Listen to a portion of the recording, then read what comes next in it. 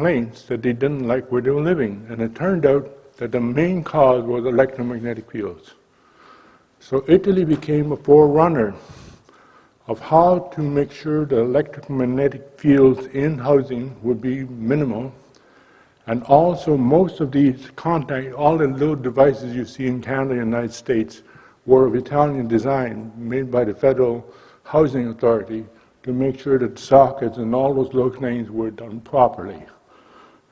Big companies like Levitron got this information from Italy. Now, that's one thing. So I was told that there's such a problem. The next thing was that when I became a planner for Indian Affairs, taking care of things like McKinley Pipeline and James Bay Project and so on, and also trying to get the first housing done properly for the native communities, I got involved with the Senate Standing Committee on Science. And several senators were telling me that, you know, Canada has 3 big problems that we have to solve in the future. One was soil degradation, and the other one that touches us here, electromagnetic field pollution. That's way back in 1971, 72, 73.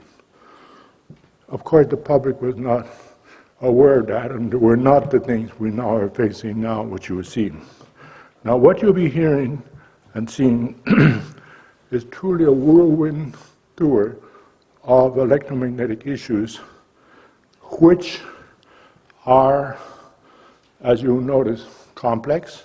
There's nothing simple about it, but fortunately, because of the ingenuity of many engineers and good scientists, there are solutions.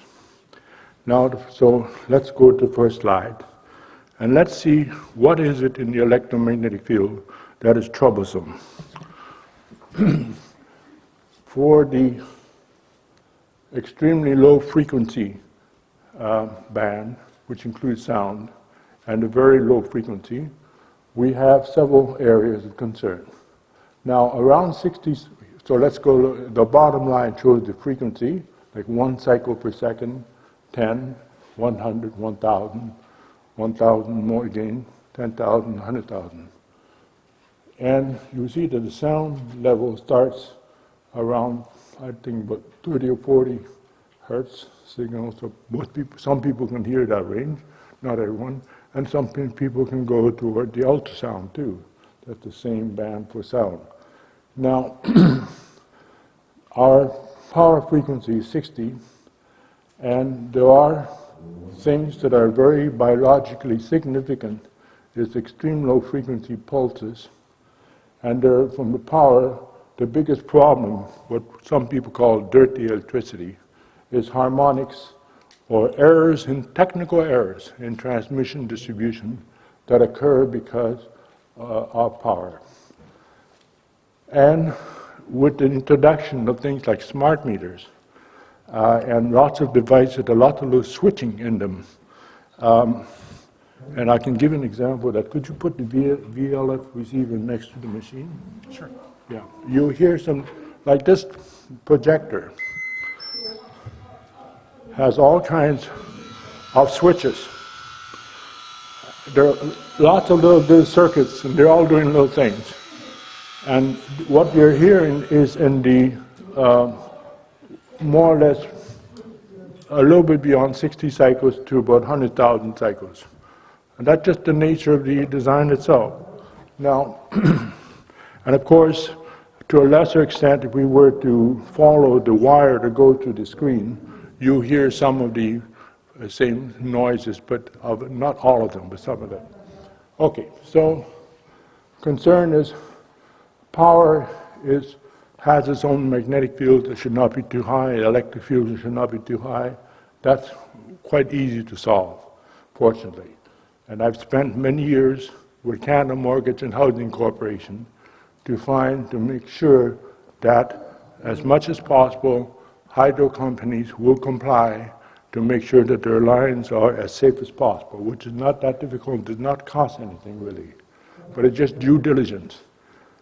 But there is a problem of ELF pulses, which can occur from certain appliances, but also will occur with the frequencies used by this. You don't hear me? I heard, did someone say something? It's next door. Oh, I'm sorry. I'm sorry. Microwave technologies like the cell phone and so on also use ELF pulses, and that's going to be an area of great concern as I go further on. So we have power, not too bad, harmonics, which come with bad designs of lots of things, like say a popcorn machine, coffee grinder, hair dryer. They produce, and even refrigerators, produce all kinds of harmonics. And each appliance has its own little signal. This is so interesting and so repetitive that when the smart meters exist and they try to find out in your house what appliances are you using at this moment, the refrigerator, the air conditioner, whatever, they know that just by what they can hear in the pulses of the harmonics. Every appliance has its own little signature.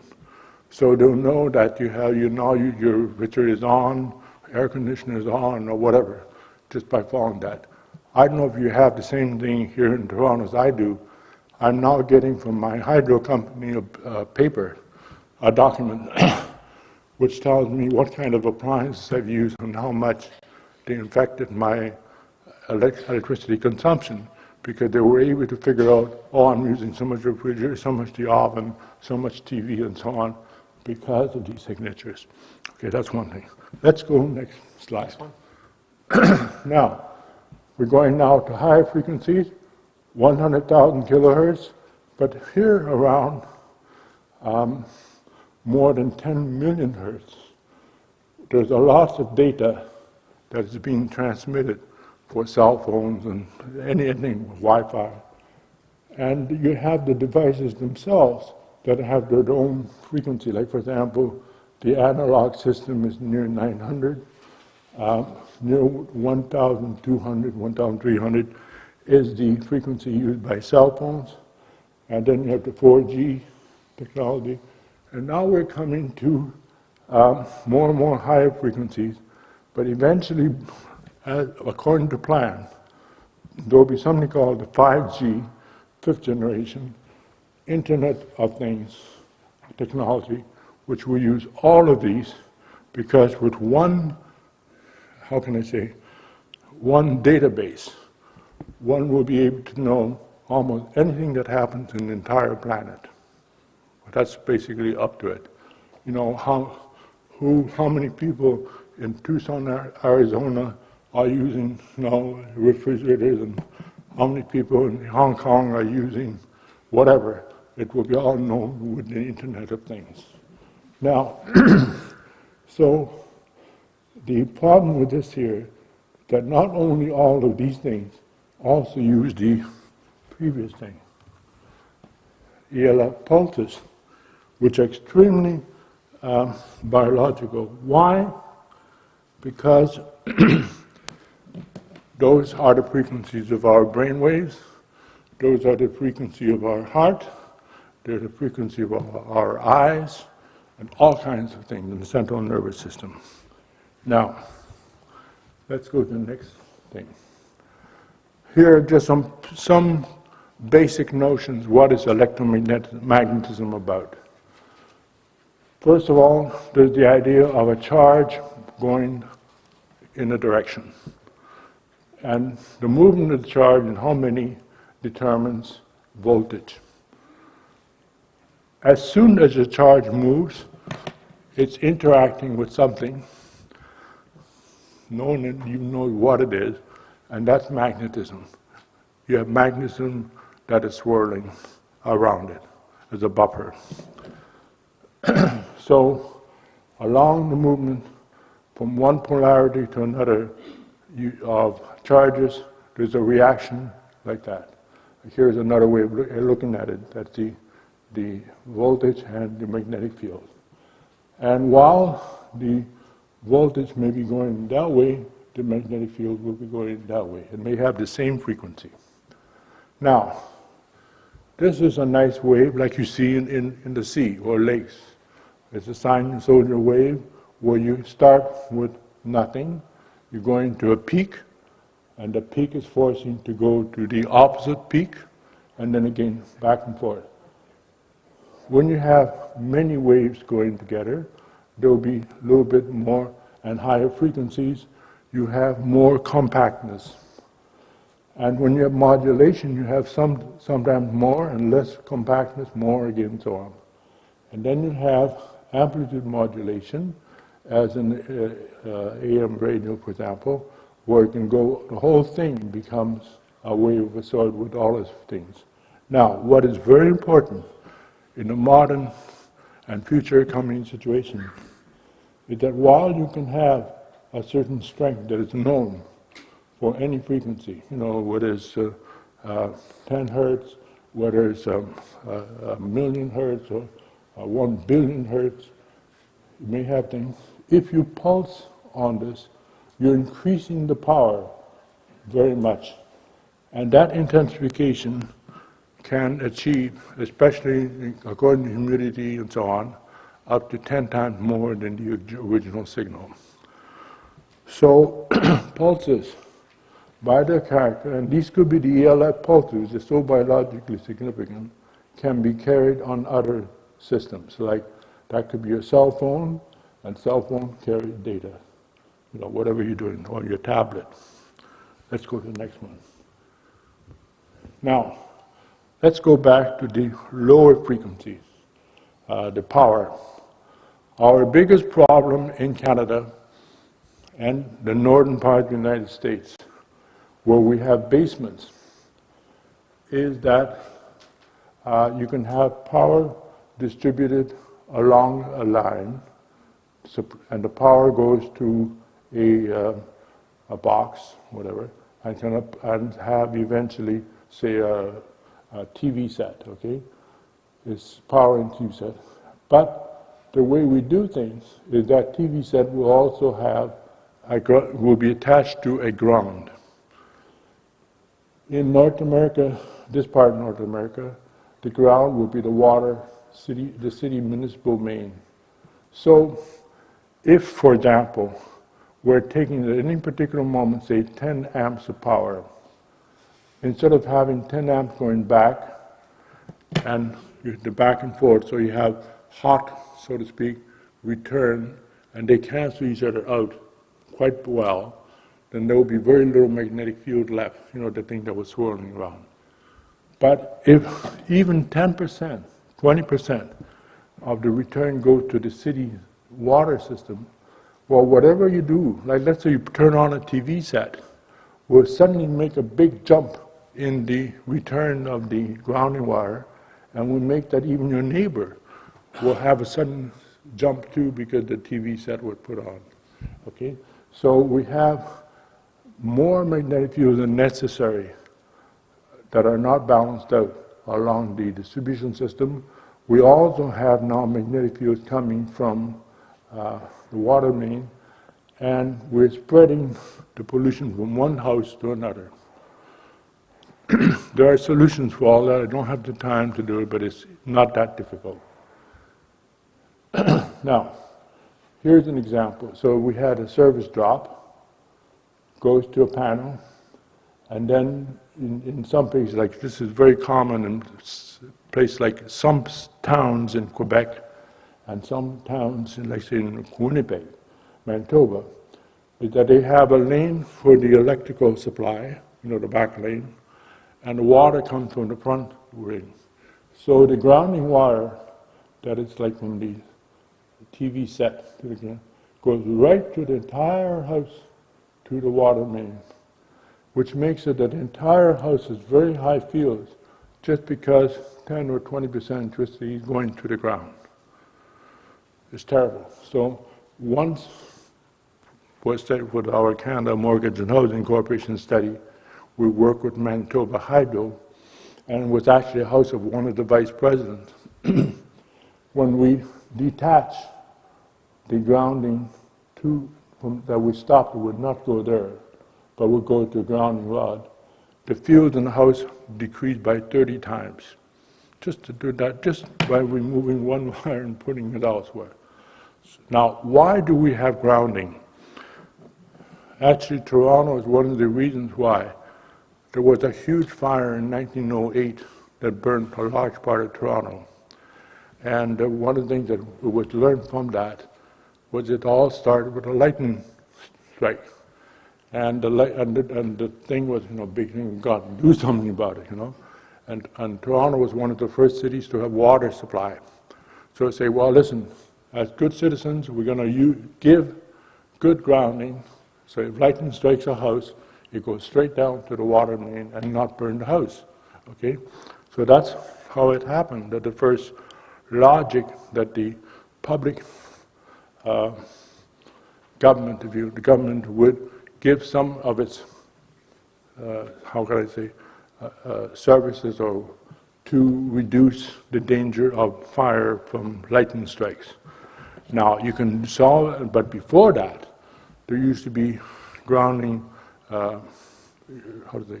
lightning, what do you call it, lightning rods? Yeah, but there would be things coming out of the top of the building, and there would be a wire going to the ground. So, and not everyone could afford these things, so that's why they offer that. So all you have to do is that you still have ground. If lightning strikes anywhere, it will use the path of least resistance to the ground and discharge itself without burning the entire house, okay? That's the logic for that. Now, here we have the notion of two wires. So one is giving hot and cold, and when they do that, the fields that would have been normally going all over the place are now fighting each other and decreasing the field. So the fields here are much lower than they were to be around there. Here's an idea that's come from Manitoba Hydro of how over 24 hours, because the people are turning on and off different appliances, the magnetic field in the houses would increase. A solution for that now is something made in Holland for the time being, where you can also, instead of having grounding rod, there's a device that absorbs what the ground would. Now, let's go next. So another thing to understand is that magnetic fields drop at different rates for different reasons. If you only have a single wire that is carrying electricity, like there's not a single is equal to one, whatever's left over will not come back, then it takes a long, very slow decrease over distance, like in centimeters, for the field to decrease. If you have two conductors, then you already have a much faster, like see how much time it took, distance, here you have very quick resistance. But if you have a transformer which has many coils, there's lots of cancellation taking place, you have a much more rapid decrease, almost. So even a huge transformer, looks like a tank, may have very high fields at, let's say, 5-10 centimeters, like 400, 500 milligauss. Can even at that distance have only 1 or 2 milligauss.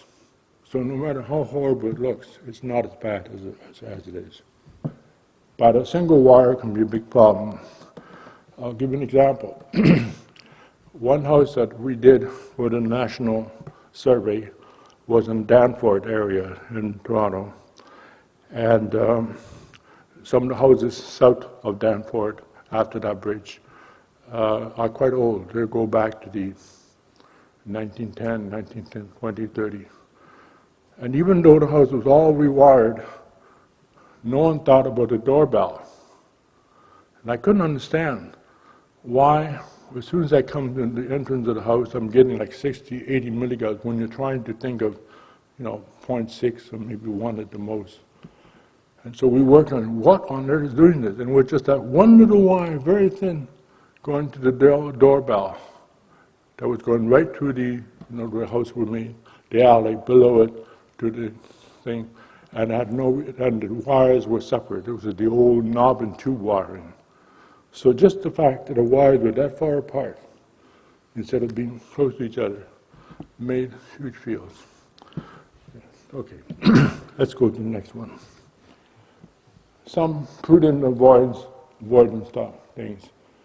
like where the hell do you sleep and so on. So if you want to be sleeping properly, you make sure that you have not only, if possible, no wires below or near the bed, or no appliance. Like here's the same where you may have, say, I don't know what, yeah, this could be a kitchen stove. You would not like to be behind the kitchen stove. And so it's a matter of where do you put polluting things and keep them away from places like where you sleep, where you watch, say, TV, and where you cook. So you try to avoid those hot areas. Must not be anywhere where one eats, cooks too much to long term, and when one sleeps and where one rests. That's the logic. Okay. Next. Now, so I've covered as quickly as I could, actually too fast, but still, the lower frequencies like power. And as I stated, there's for almost everything a solution, and usually the solution is not expensive. To give you an idea of what do I mean by not expensive, the state of California spent 2 or 3 years looking at the housing stock of California, and they found that there were certain repetitive errors, if you wish, made with panels and so on. And they said, well, how do we do it that we will actually reduce health costs too, with Medicare and all that, if we do better wiring? And they want to know how much would it cost. In that context, large population support from a state government or provincial government or municipal governments, they came up with a cost, this is about 10 years ago, of $300 per house, average. That is something that's affordable. When you think with your electrical bill how much it costs, what is $300, in that for a house? So that's, now actually, from my own experience, like that Manitoba house that I showed to you, the Vice President of Manitoba Hydro, that cost in there, like you say, how much did it cost us to do it? Well, the time of demand of the extra wire, $100. And we reduced the fuel 30 times. Fortunately, it was not a complicated thing, but you can have more complicated situation. But that's what it is, okay? It's not impossible. Now, let's look at microwaves. First of all, I'm showing you certain images so that you realize that there's nothing is too simple. Here is a map made about 5 years ago of Salt Lake City, and it showed the intensity of microwaves along certain main streets in downtown Salt Lake City. So you see some areas have less, higher, there are peaks and so on. The peaks actually in this case might be banks, insurance companies, huge computers, because computers also use some wireless frequencies by themselves. So there will be certain intensity, and of course there may be more people using cell phones in any particular area. So therefore there's no one nice image you can make of any place, how much there'll be more or less of anything. That's one thing to realize. Secondly, here is a graph which will not be applicable for every situation, but it gives you a good idea that where you have a cell phone tower with an emitter, right below it is the lowest intensity, okay? So at 0 point, it's very low. And then say at 25 meters, near 25 meters, depending on the frequency it works, there will be the first peak and so on. And in this particular case, this is a typical European installation, by the way. So at around 50 meters to about 75, you have the highest intensity. And when you say highest, look, it goes up to 2,000 of something that started at near 0. So 2,000 times higher. And there will be different peaks and troughs going up to about 130 meters. Some of these peaks and troughs will depend on the moisture of the ground, the conductivity of the soil, the conductivity of sidewalks or whatever. So there'll be variation. And then you see it gets down. Now the green line represents the notion of what has since this image became the European standard. This is what is allowed for general population level. So we have much too high intensities, what is considered to be safe in Europe. Okay, here's another notion. This is the picture from Salzburg in Austria, where they had a cell phone installation, and the buildings, one of these buildings, the Mozart house, in Salzburg, will provide shadows by absorbing some of the emissions. So the black areas are the areas of least intensity. So that's another thing. Buildings can shield. Here's a map of Ottawa, produced by National Research Council, that just shows the intensity of the different cell installations. Parliament is that point there, okay? And that's Ottawa River, of course. And across is Gatineau Hub. And that's the airport area. So you can see that there are different areas, and the reason why there's more intensity is because more people use in those areas cell phones for their business. And here's an image that shows since the year 2000 up to year 2009 how strong has become the increase of background radio frequency microwaves. So it keeps on, and it still keeps on going now. And now we can expect, with the 5G technology, an even sharper rise for the next 2 years. Let's go. Okay.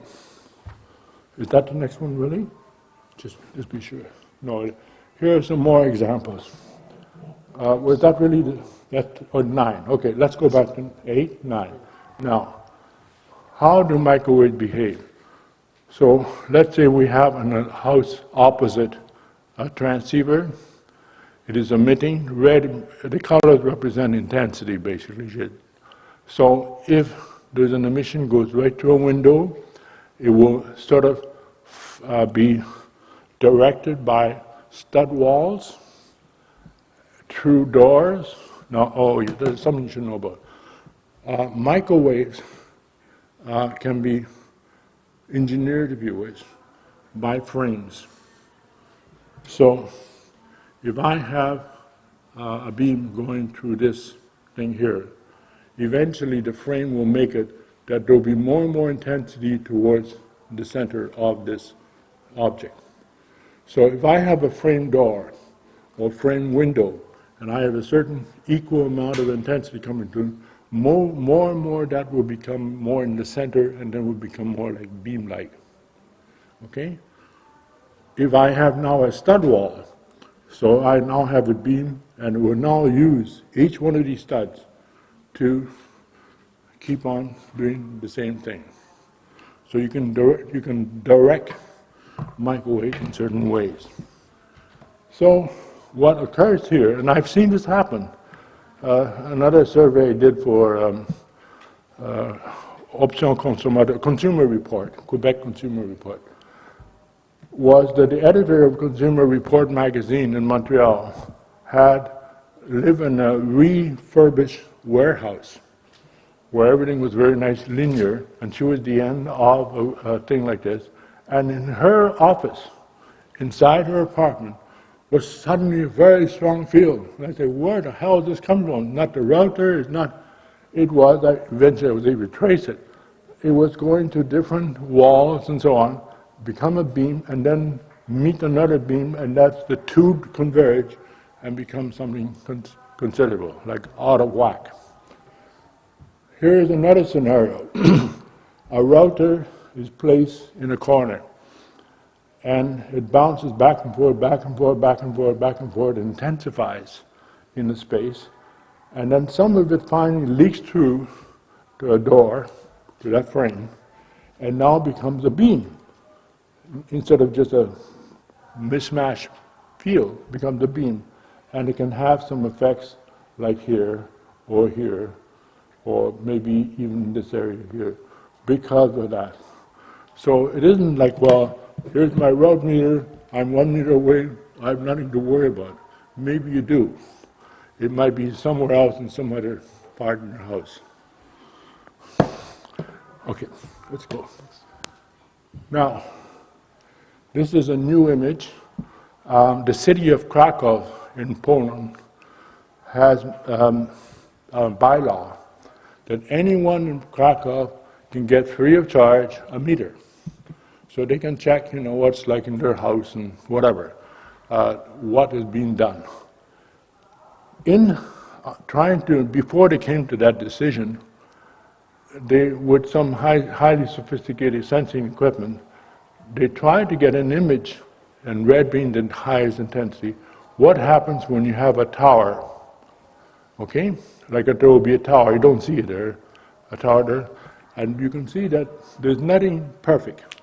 It's all like little bubbles of energy density, and these will depend on what the frequencies that are being used at the same time. Let's say we have a 1.2 basic carrier for the cell phone, but that 1.2 may use different wavelengths. It might include some megahertz data stuff and so on. So every time you have a different frequency, it will have a different field of impact as it goes, and that fluidity of higher, low, etc., and moving all over the place would depend what is being sent at a particular time. I'm going to make a joke. I don't want it to become too strong. If you're taking a picture of Mr. Trump, and we'll have a certain, signal to make that picture that you can see on the screen properly. Well, if you repeat the image, then you may have all four, as long as you see the face of Mr. Trump, the same image you see there. You put somebody else's picture, there'll be different modulation of the frequency to make that picture appear, and that will be a different type of image of intensity. Now, let's go to Ottawa, Toronto. Famous CN Tower. You see this radome, which is an inflated balloon kept at high pressure. Inside that balloon are drums and even other devices.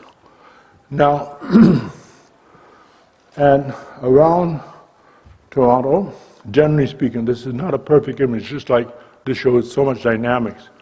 You will find that if you go along the Garden Expressway and you come to Spadina, you'll be amazed that you'll be now going to a level of microwave that is higher than Canadian standards allowed for exposure.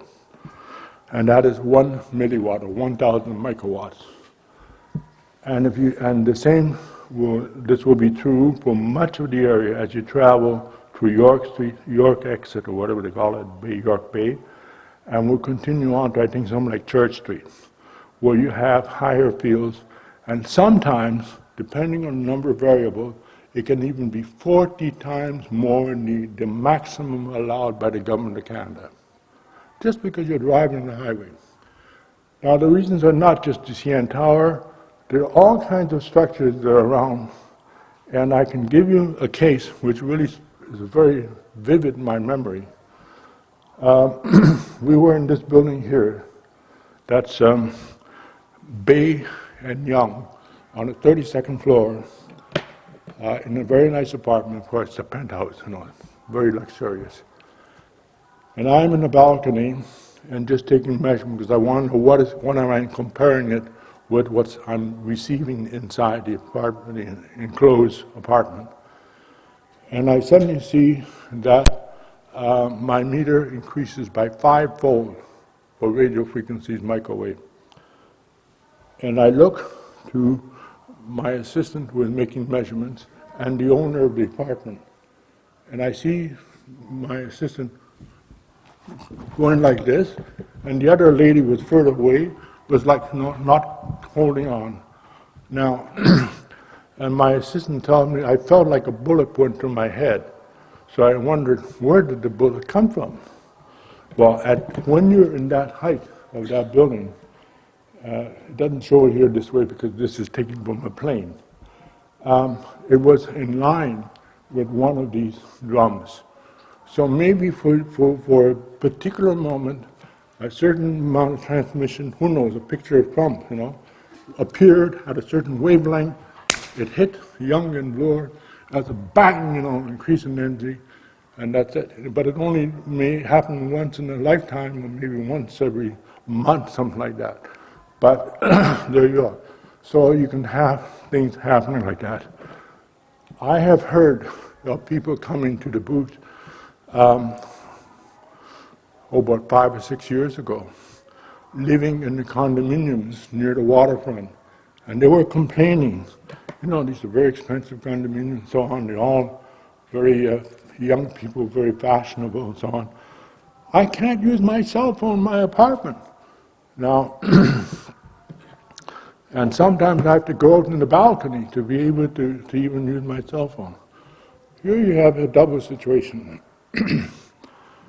On the one hand, you have lots of users, like this is a place with, but you also have a new phenomenon which is never discussed in literature, and that is how many signals can you get per cubic meters. So if you have too much being used and sent and so on from all over the place, you can have situations that some things just don't work anymore as they should. I have another case like that. Near Ottawa Airport, we have people living, and people can, you have the corridors that allow planes, the waveguides to land above them. You have a number of major, like radio telephone signals coming into that area. It's very wet, it's former wetland.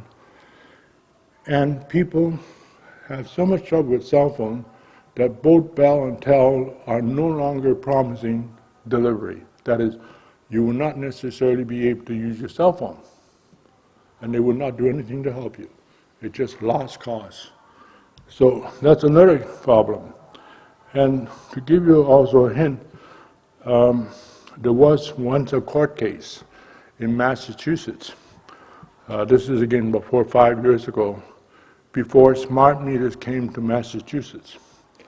And you had the president of Verizon, that's a major company there, and also the president of that Waterloo, the BlackBerry people, what they call it?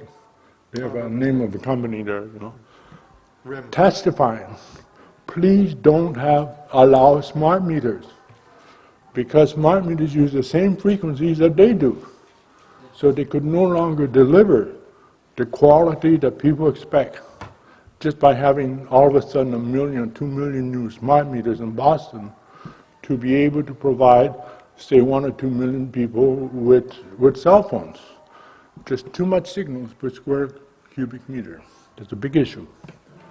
Now, so another issue here is the more buildings we build like this, just like in that Salzburg thing or Salt Lake City images, you have more ricocheting between buildings too, more haze, and not necessarily satisfied people for what they expect from wireless in these buildings. Let's go. Now, to give you an idea of what happens when you have cumulative things going on in the same space. Actually, this image that we see here was done by Dave Merritt with a meter called the EM2 meter, which is quite sensitive for the full range of frequencies. So you have two towers. Is it at 16th Avenue? It's in Brampton, that one. That's okay, that's in Brampton. Okay. Highway 7 and okay. So you have two towers, and you see what happens? The two towers themselves are interacting with each other. And they make it that the intensity, one is what are different intensities, okay, different intensities that you expect are modified among each other. So as you have more emitters, in this case cell phones, there will be more conflict and interaction between them. Sometimes will intensify, sometimes will annul each other. That's a very important notion, and that's the images that you see here.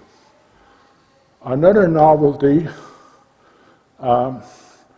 which became part, I'm a witness for legal cases, which came a big issue in Quebec, where I was testifying for the Superior Court. And that is that power lines, especially in Quebec in the beginning, now it's going to be here like this too, also carry microwaves. So it's not just carrying 60 cycles, but they carry microwaves. Now in Quebec, thanks to the pressuring by the lawyer on our side, Hydro-Quebec admitted, something that was never made public, that they used their line for Cablevision, Videotron in Quebec. So instead of using the top line for grounding, it's now the line for carrying all the microwave frequency data and so on. So that's one thing. So there are cases where along the transmission line, you will also get not only power frequency, but microwaves. And that's going to become more and more common. As a matter of fact, in the 5G concept, it is already taken for consideration both in Europe and in countries like Korea, Japan, that the transmission towers themselves will be allowed to have strong antennas, transceivers. Okay, let's go next slide. So what does this mean, this cumulative thing? Here's an incredible statistic taken care of from 1997. So from 1985 to about 1995, you see an improvement in health of the population. So let's look at it. How many people are registered sick? See, they decrease. How many accidents and injuries were there in buses and so on? That decrease. How many people have been registered as sick, long term? How many people have used the Swedish health insurance? How many people have reported sickness working for a company like TELUS? How many people have reported sickness while they're working for a company like Ericsson? And so on. This is the car manufacturer. How many injured men are there? How many injured women? How many suicides? Prostate cancer, and so on. All these were dropping until 1997. 1997 was the year that cell phones were introduced to Sweden. They were about 3 years ahead of us, okay? Now, and how you see what happened. So one of the major things is prostate cancer increased very rapidly. The blue one of the blues would be the six, how many people become sick. Even traffic accidents, that would be, injured women and so on increase. We have this little square, triangle. Well, anyway, you're getting the image that many things started changing. And the more they use, there are many graphs following that. You can see how many people are using things more. For example, in the countryside in Sweden, they didn't have that. But in the cities, they had this problem, okay? So that was already showing, that's where they have more cell phones, more towers, and so on. Let's go further. Now, what is 5G, which is supposedly due, even by United Nations, by 2020? So, we're now in 2017, we're in this area, so there are people are working around the world to start to see if they can even implement it. And it is thought that by the beginning of next year, there'll be an idea of trying to find a system that you can use all the different frequencies that exist and can combine their data into one technology view, one software. And they hope, and like you told me, in Korea, they're expecting to introduce 5G next year. It's for the Winter Olympics. For the Winter Olympics. Oh, for the Winter Olympics, okay. Oh, that's so soon. Yes. Like three to 4 months from now. The introduction. Okay, so Fine, so they're hoping to do that. I don't know if they will, but maybe in their country the things are a little more simpler. They have fewer frequency bands to work with. Maybe that's how they do it. Now, one characteristic of 5G is that as you're making smaller and smaller wavelengths, the technology that can work with it, the chips and the storage system and so on, are becoming more and more fragile. So even though we may have 1 or 2 years that 5G somehow works, it will not necessarily work for a long time. I'll give you a hint of what this means. When in a submission made by Hydro-Quebec to the regulation board in Quebec, you know, are we allowed to have smart meters throughout Quebec? There was a very interesting little comment made that the old-fashioned watt meters had a minimum lifespan of 40, 45 years, and some clearly work for 50 or 60 years, no problem. But they say that their smart meters will not last more than 10 years. So 10 years from now, they have to replace them all again, and they're much more expensive, you know, than the old. So you wonder where is even the common sense of all of this. We may see the same thing happen in 5G, that, you know, our telephones work, our TV works, and so on, you know, reasonably well. But what's going to happen if none of this starts working? You know, the image of Mr. Trump will become like this. You know, maybe you see once his eyes, once you see his mouth, and once, you know, his hair, but you'll not get the full picture of Donald Trump.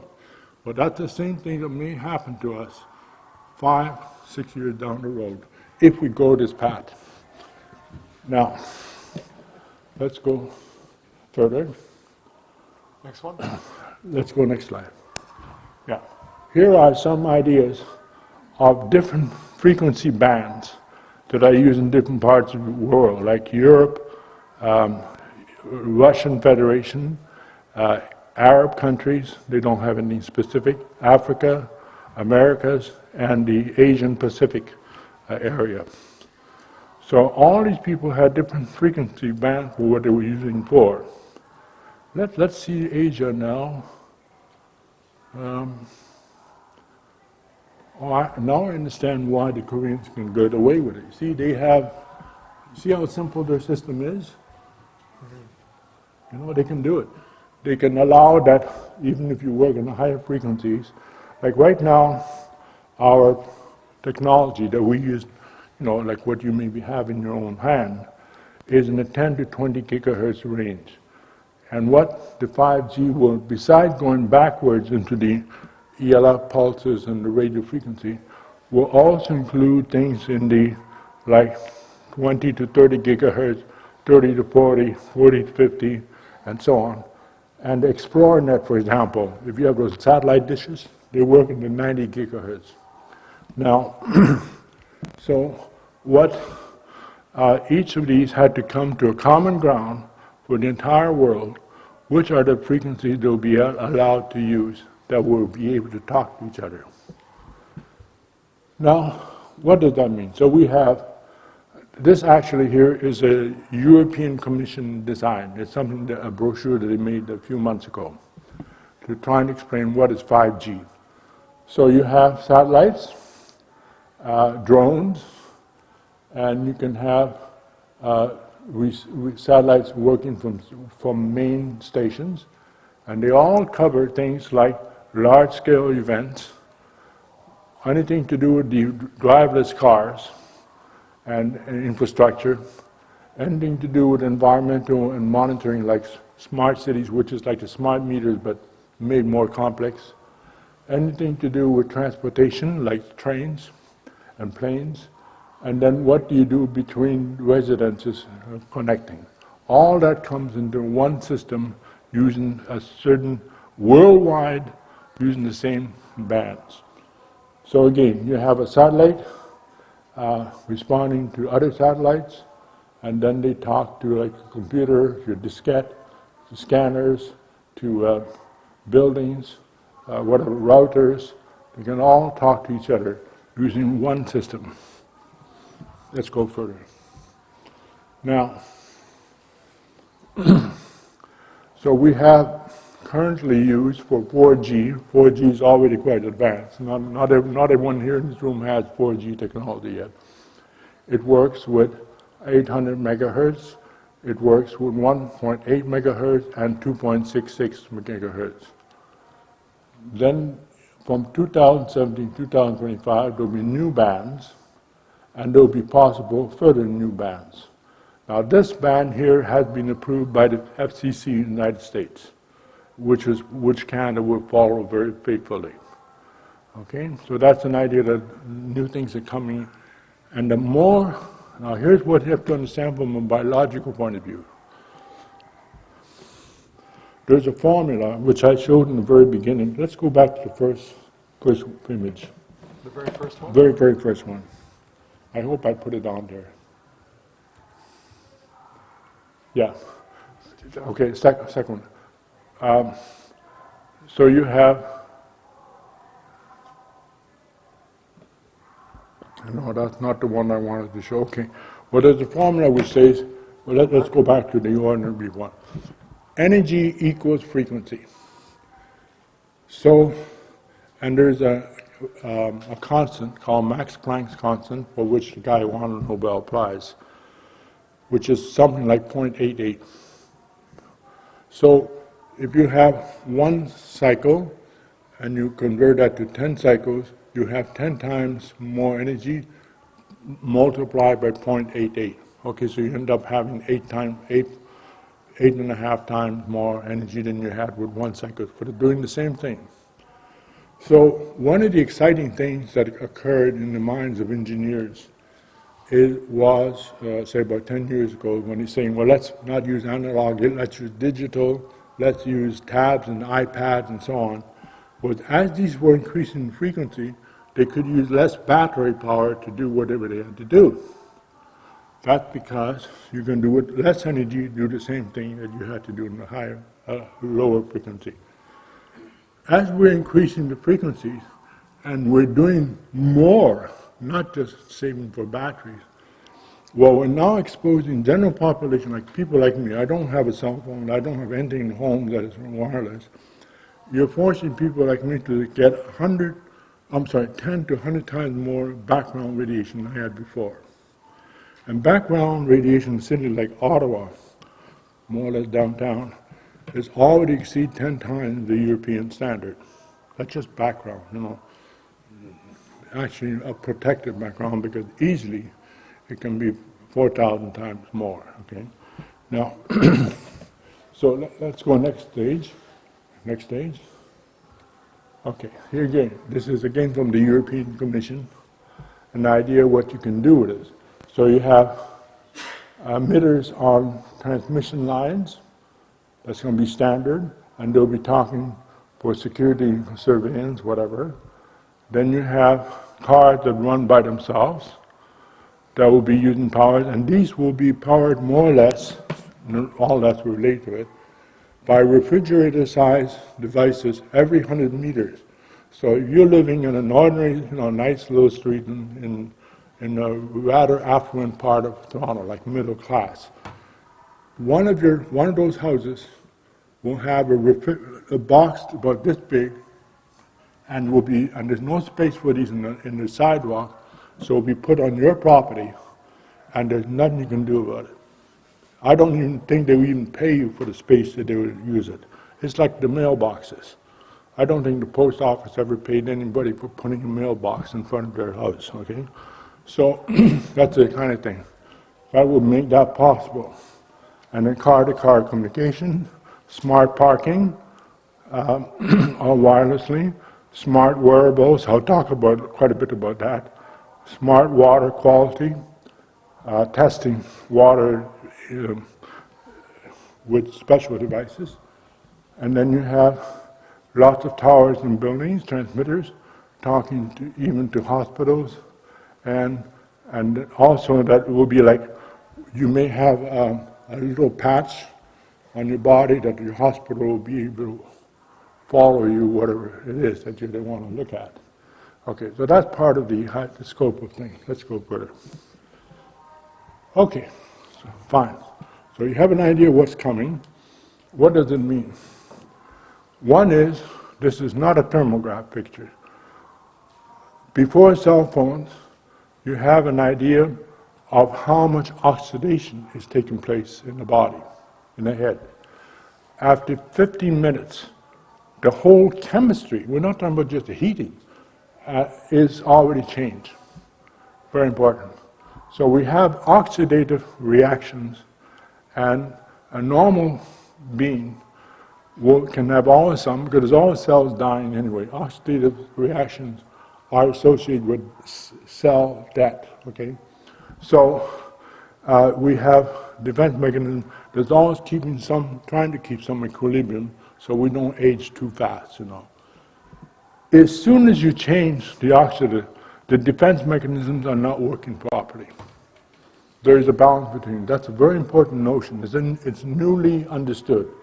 How newly? Like last 2 or 3 years. Here again, cell phones and brain. So you have MRI scans, and you can see that there's increased consumption of glucose in the areas of the brain of the activant. So we're not talking about heat, in this case glucose. Now glucose is one of the things that the brain has, as you know, your brain has a certain membrane around it, okay? It's made to incredibly well. Whoever created us was really fantastic. That things like glucose cannot go into the brain.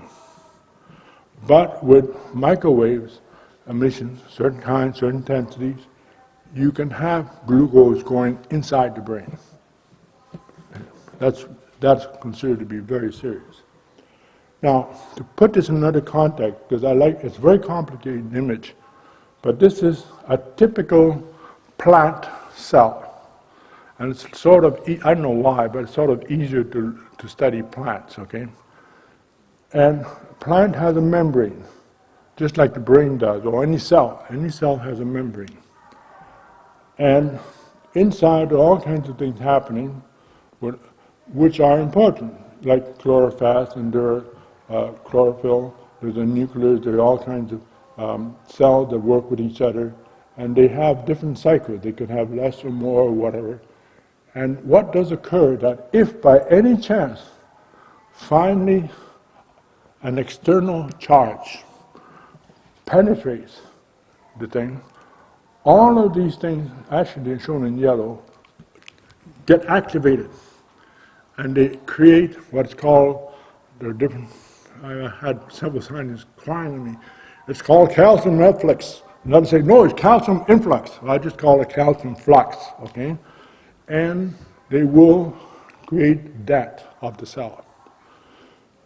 So, now as early as the 1930s, Nazi scientists working with live people like nice Jews and other people who were considered to be useless for society, they had noticed a phenomenon which is quite unusual, and it turns out it's extremely important in our time, in these years, like toward 2020. That, like in the case of cells, you have what's called a dielectric, something you cannot get through. Charges can build up, okay, because more emissions come, and they can even be weak. They don't have to be very strong. At a certain moment, it's a little bit like in astronomy, black holes. Suddenly emerges a little hole through which all the charges, or many, can go right through like a tunnel. And so this tunneling process is what, in this case of cells, allows suddenly an injection of new energy. Now, let's think about what's going here, all that back and forth, balancing. Inside a typical human cell, I mean, at least I know that one. I don't know what happens for plants. We have, for each cell, 100 million volts of energy working in perfect harmony. And somebody made a joke, it's not really a joke, that one human being with all the cells produce more electricity than all the power generated in the entire planet by everything you can think of, nuclear power plants, so on. Because there's so much energy here, but it's all in perfect balance. We're not emitting, huge lightning strikes or so on, but it's all working and doing its business. So if you play around with that, then you are doing things, you're playing what might be a very little input relative to everything else, is enough to trip other things to do things that they would never have done. Okay, that's very important, because the energy is already there to do it.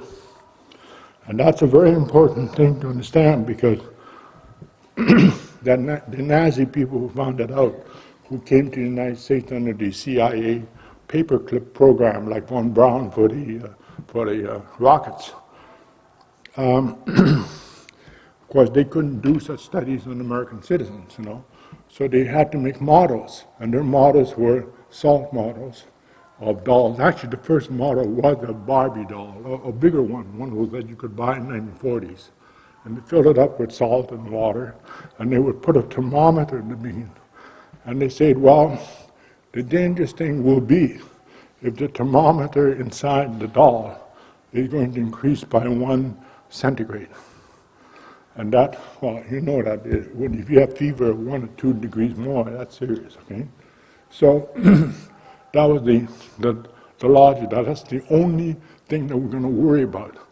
But when you put this in the context, that sometimes rather weak things can accumulate, especially with electromagnetic hash, then you can have eventually just enough energy to go to really put into question everything that's happening in the cell.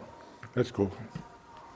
Now, so we're saying from the full spectrum, that is the power frequency and the existing telephone, radio, radio frequency and microwave technology, and now we're going to add more.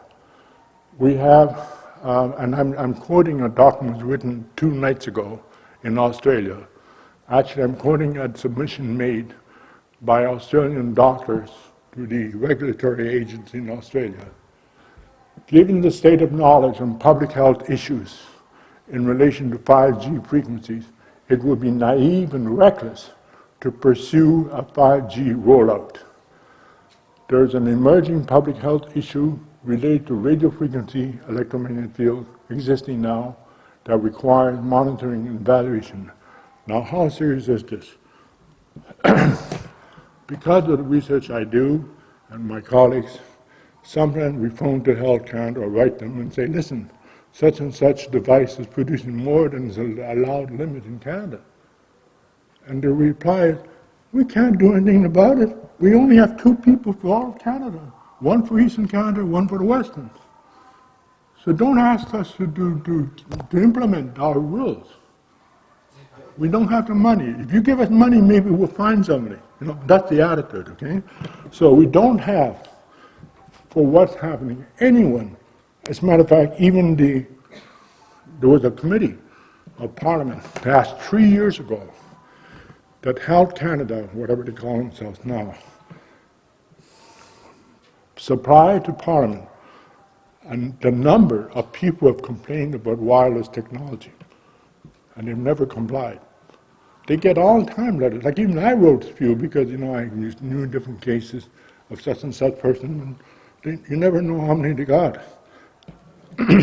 So that's one thing, that there's no monitoring and no evaluation. A large number of scientists around the world consider that the unrestricted rollout of more wireless technology would simply expand the circle of injury and suffering with serious consequences on humans as well as other species. 5G will introduce more high power. Remember, as the frequency increases, the greater the effect. Microwave and terahertz. Now, terahertz frequency are those that go more or less beyond 10 gigahertz. Right now we're in the 4 or 5 gigahertz, except for Explorer Net, which is doing 92 gigahertz. Okay, let's go further. Now, here is just a sample, because I could go on and on, just for bees. What are bees like? Well, they will fly in a certain way, certain height when it's sunny. They will do a little less when there's a little bit of rain. They will even do less when there's charges from electrostatics from a thunderstorm. And when there's a really bad thing, they just don't fly. That's one thing. Why? Well, around the bee, I hope you can see this, so that's the bee there. There is an electrostatic charge effect, field effect, about the bee. And if you do anything with it, it will modify its whatever it has to work with, okay? And if you want to see what it looks like, here's the energy field coming from the head of a bee. So you can amplify that or decrease it by whatever is outside in the environment. Bees, like almost all insects, have very interesting probes coming out of their skeleton. The first person that I know who studied this, some of you may have heard about him, was Professor Dr. Callahan in the University of Florida. He developed and got for the United States government a patent, because he was a government employee, for making microwave antennas of that shape. Because that shape ends up being the ultimate receiver for microwaves. You can't make it better than what insects have. So, and also to show on the wing flap of a bee, you have the electricity fields, electrical fields that go along the surface. Now, I didn't know about this until I had to do for that a lawsuit in Quebec, a study. And one of the people that and this is in a very remote community, it's like, something like Cobalt, Ontario, or Kapuskasing, it's really far away from anything. It's a place called Maniwaki in Quebec, north of Ottawa. And people there, and there are lots of native people there that they observe a lot, would tell me that, it's funny, wild bees are no longer putting their hives where they used to. And they seem to find funny places, like this is below, in a barn, a horse barn, really out. You have to take a dusty road for about 10 kilometers to even get there, like it's really away from anything.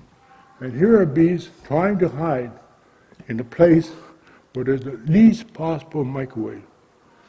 I mean, I checked that. Why they go there? What's so unusual about it? Well, when you start measuring, unfortunately, I have very sensitive devices. I'm beginning to see they really chose something like 100 to 1,000 times less than anything they could find around. So that's one thing that made me wonder what's so special about bees. Let's go now further to another slide. Another problem that has occurred, quite nerve-wracking, is that for any surface that is being hit by charges from microwaves, for example, remember, energy equals frequency. So you have more and more often charges hitting a surface. For certain situations, certain materials, and most of them very common materials that we use for our civilization, you are stripping electrons from the surface. The stripping occurs only not because there's one signal at one frequency, but there's more than one frequency, and therefore they play between each other. So I have, say, 800 hertz, 1 megahertz, and they hit a spot, and that will be enough to remove one electron. And I've seen images made by special microscopy. So there's a little hole. The next time it happens, there'll be the bigger hole. And then it will be like fractals. Once it penetrates the thing, it starts going different directions inside. After a certain period of time, this will come billions of times per second, okay? You start having the whole thing cannot hold itself, so it just falls off. Now, when you have rust, chemical rust, the good thing about rust, it's a chemistry thing. It puts a new coating, and it protects from further problems, although the rust will itself do its damage, okay? But you have a certain period of time. Here you have a situation where you're stripping things so fast that there's not even time for rusting to take place to protect yourself. Now, I took great care to show this in color. If you look at the color of what's happening, it's not color rust. Okay, it's more into more yellowish for certain materials. Now here is in Ohio a nuclear reactor, and that's one of the what do you call these things?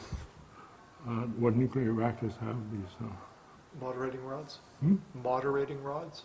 Oh, rods. Okay, the moderate rods. Yeah. Rods. So the hole around it was working, disappeared.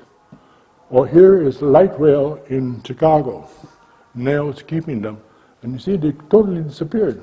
You know, like this is normal, and they just wither away. Here is in a small town in Provence, in France. Installation is about 1 month old, and already it shows this kind of decay for the water system, which is also new. And the first time I saw it, which is this picture here, was in a 3-month-old underground service done for a touristic town in the eastern township called Sutton. And I was asked by a lawyer to make a survey of the thing because the owner in front of that area, like 1 meter away, was a cafe area, and he wanted to have, as his business is to receive people in the summer tourism, was next to a gas station. And Hydro-Quebec insisted that he had to exonerate them from anything that might happen. You know, like if there's explosions, that would be not their fault. There's a certain name for it in legal circles. So the lawyer said, well, check this out. What is this guy's property like?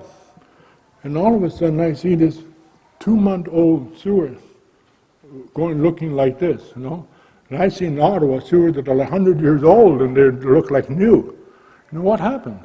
And that's because very close to the underground system, which had gas, electricity, water, even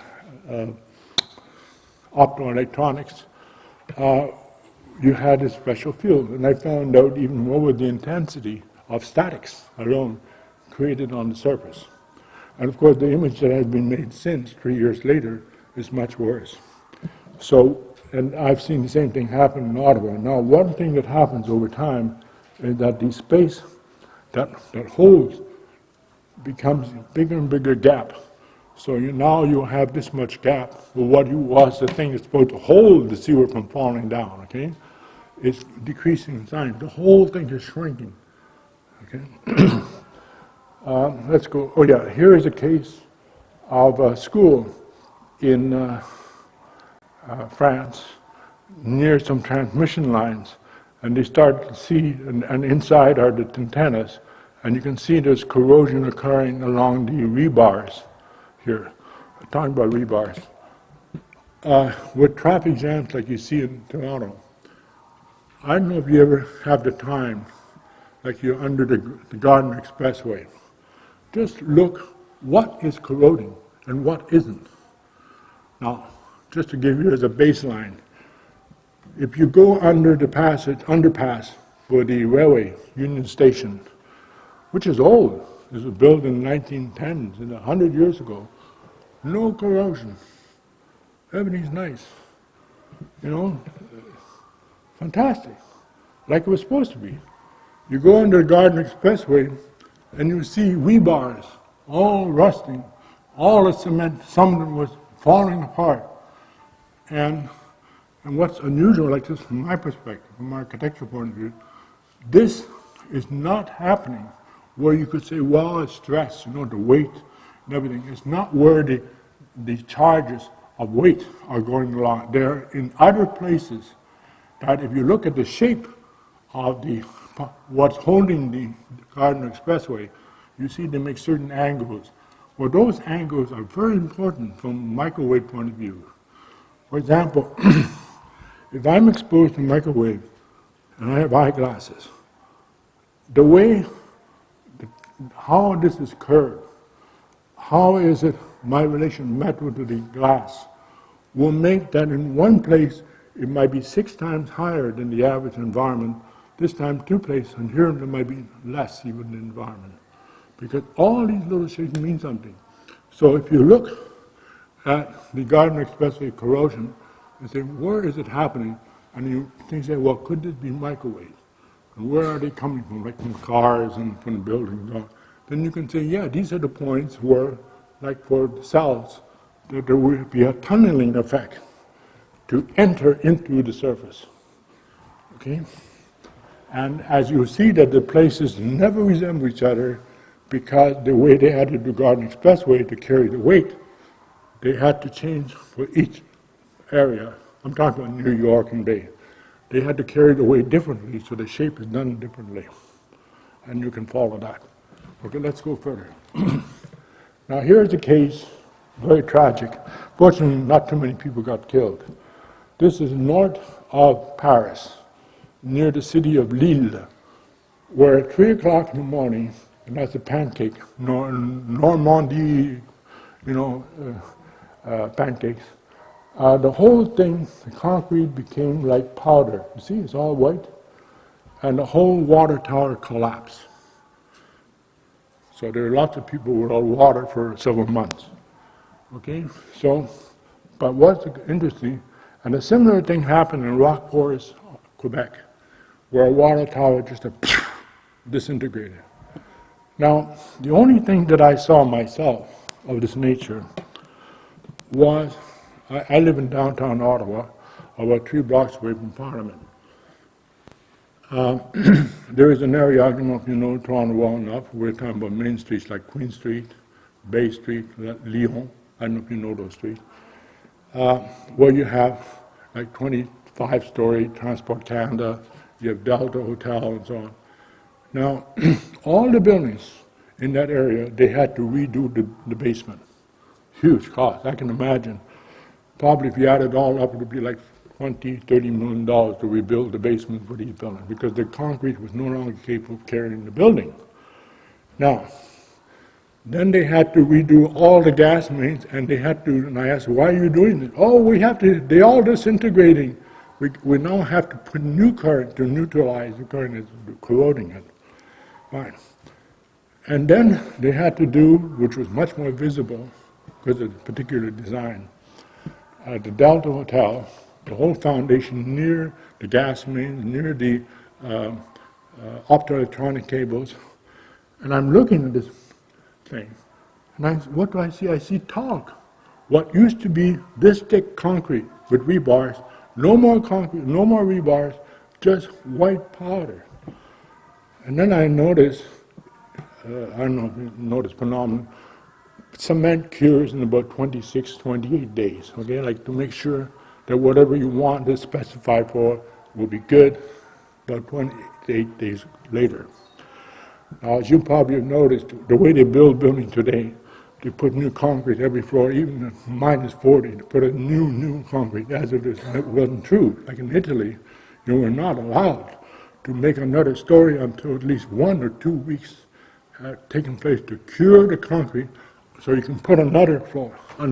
Here they do it like God, Now, that's another issue. But to have concrete become powder like talc, so, and I observed that was the engineer who redid this. For the first time, I see waited 28 days to make his concrete corner perfect. He probably saying, my God, what's going on here, So I hope the new concrete I'm putting is not going to have the same problem, So so they left that area unbuilt for 28 days compared to the rest of the hotel just to make sure that corner would be perfect. Now, who knows, they must have made much better quality concrete, much better everything. But that's how serious it is. Okay, let's go. Now, what happens when you complain? I managed to get considerable pressure, the president of Hydro Ottawa involved. in a smart meter case. And they really did their work. They must have paid a lot of money for their consultant. And the end story was, well, we're not responsible for all that these people are complaining about. And they give you a list in that particular area of all the other people. So there's Hydro-Quebec, Hydro-Ontario, but then Bell Canada Telecom, Bell Canada 5, Rogers Cablevision, Via Rail, there happened to be a railway between Ottawa and Toronto passing by, Ottawa International Airport, City of Ottawa, water meters, then the people have Wi-Fi in their area, cellular towers, and AM. So we're not responsible for everything that's happening. But that's a very good message for all of us. Yes, they are saying the truth. We live in a world where there's so many people responsible, and with the 5G world, there'll be triple of this. You know, well, you can have police records added on as committee stuff, you know, and whatever, you know, all kinds of things that will be occurring, that will be recorded. Let's go further. Now, here is a PR done very nicely.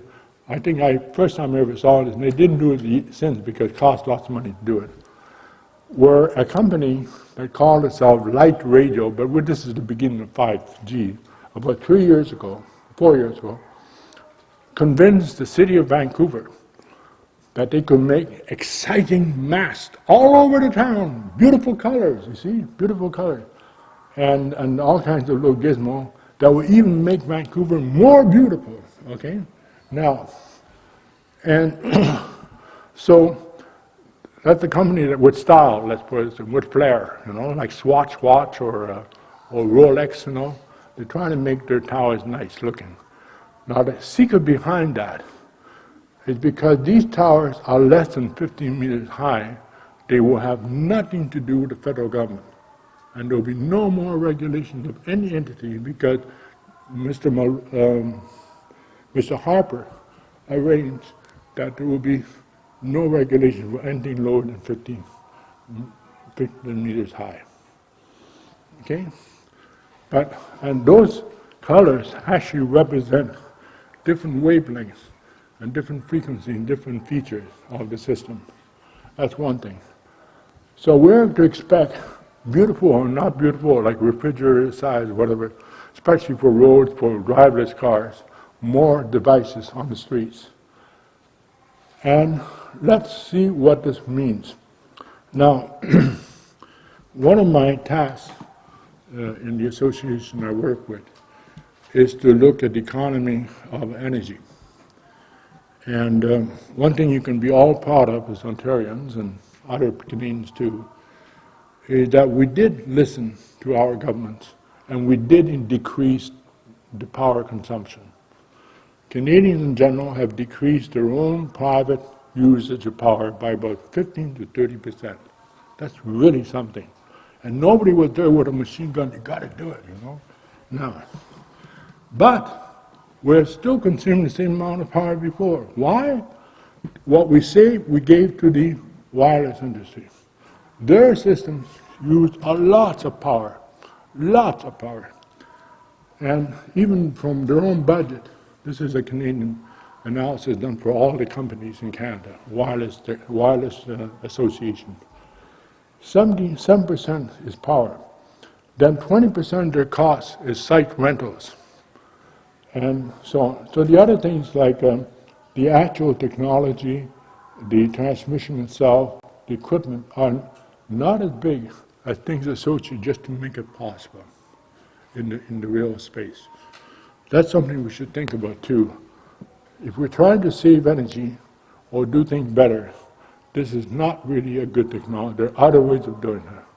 Now, in my circle of people, we now know there are technologies where you can even talk to anywhere in the world, even at thousands of feet underground, and have perfect communication, not the noise you hear in the cell phone. And that technology is based on a totally different type of transmission system, which maybe is true, maybe not. It's called gravitational waves. So it's nothing to do with electromagnetics, but it can be done. And 2 demonstrations were done by my colleagues in Germany, from Germany to St. Petersburg, and from Germany to Australia. No satellites, no transmission towers, nothing, and almost no power. Battery-sized power. Okay, so we don't need that. Let's go further. Oops, just go back. Just to give some understanding in case you do not know. So a smart meter, this is actually quite old now. We're talking about 4 or 5 years old, and produced by Southern California Edison. Is capable of talking to a number of things in your home. So any device you have by signatures on, and it will even talk to a solar panel, it will talk to any gas meter, anything you have there inside. And it can even open the door. As a matter of fact, one of the scary things that happened when in the state of Nevada, smart meters were introduced, there were like 5,000 or 10,000 complaints. Why is my garage door opening and closing, opening and closing, opening and closing? Ever since the smart meter was, well, there must be some company that has a certain kind of circuit that resonates with the kind of thing that they have in Nevada, and it's, it's doing something crazy with the circuit, So switching, not to mention heart attacks and so on. Now, here is a case in Brantford, Ontario, where somebody just took a photograph because he started noticing some strain. When you put his smart meter, look what happens to the plants. And there's a directionality of it because the direction, I'm inferring from my own surveys, that there will be, well, every smart meter has 2 transmitters. One that goes outside and one that goes inside, and they work on 2 different frequencies. Now, the one that's inside ultimately has to talk to some receiver. So we can even figure out where is that receiver, and this is by the plants. It's more to that side, going over there. Okay? Now, here are some famous fires that have, explosions basically, that have taken place at smart meter in Canada. These are images made by the Fire Marshal's Office of Ontario.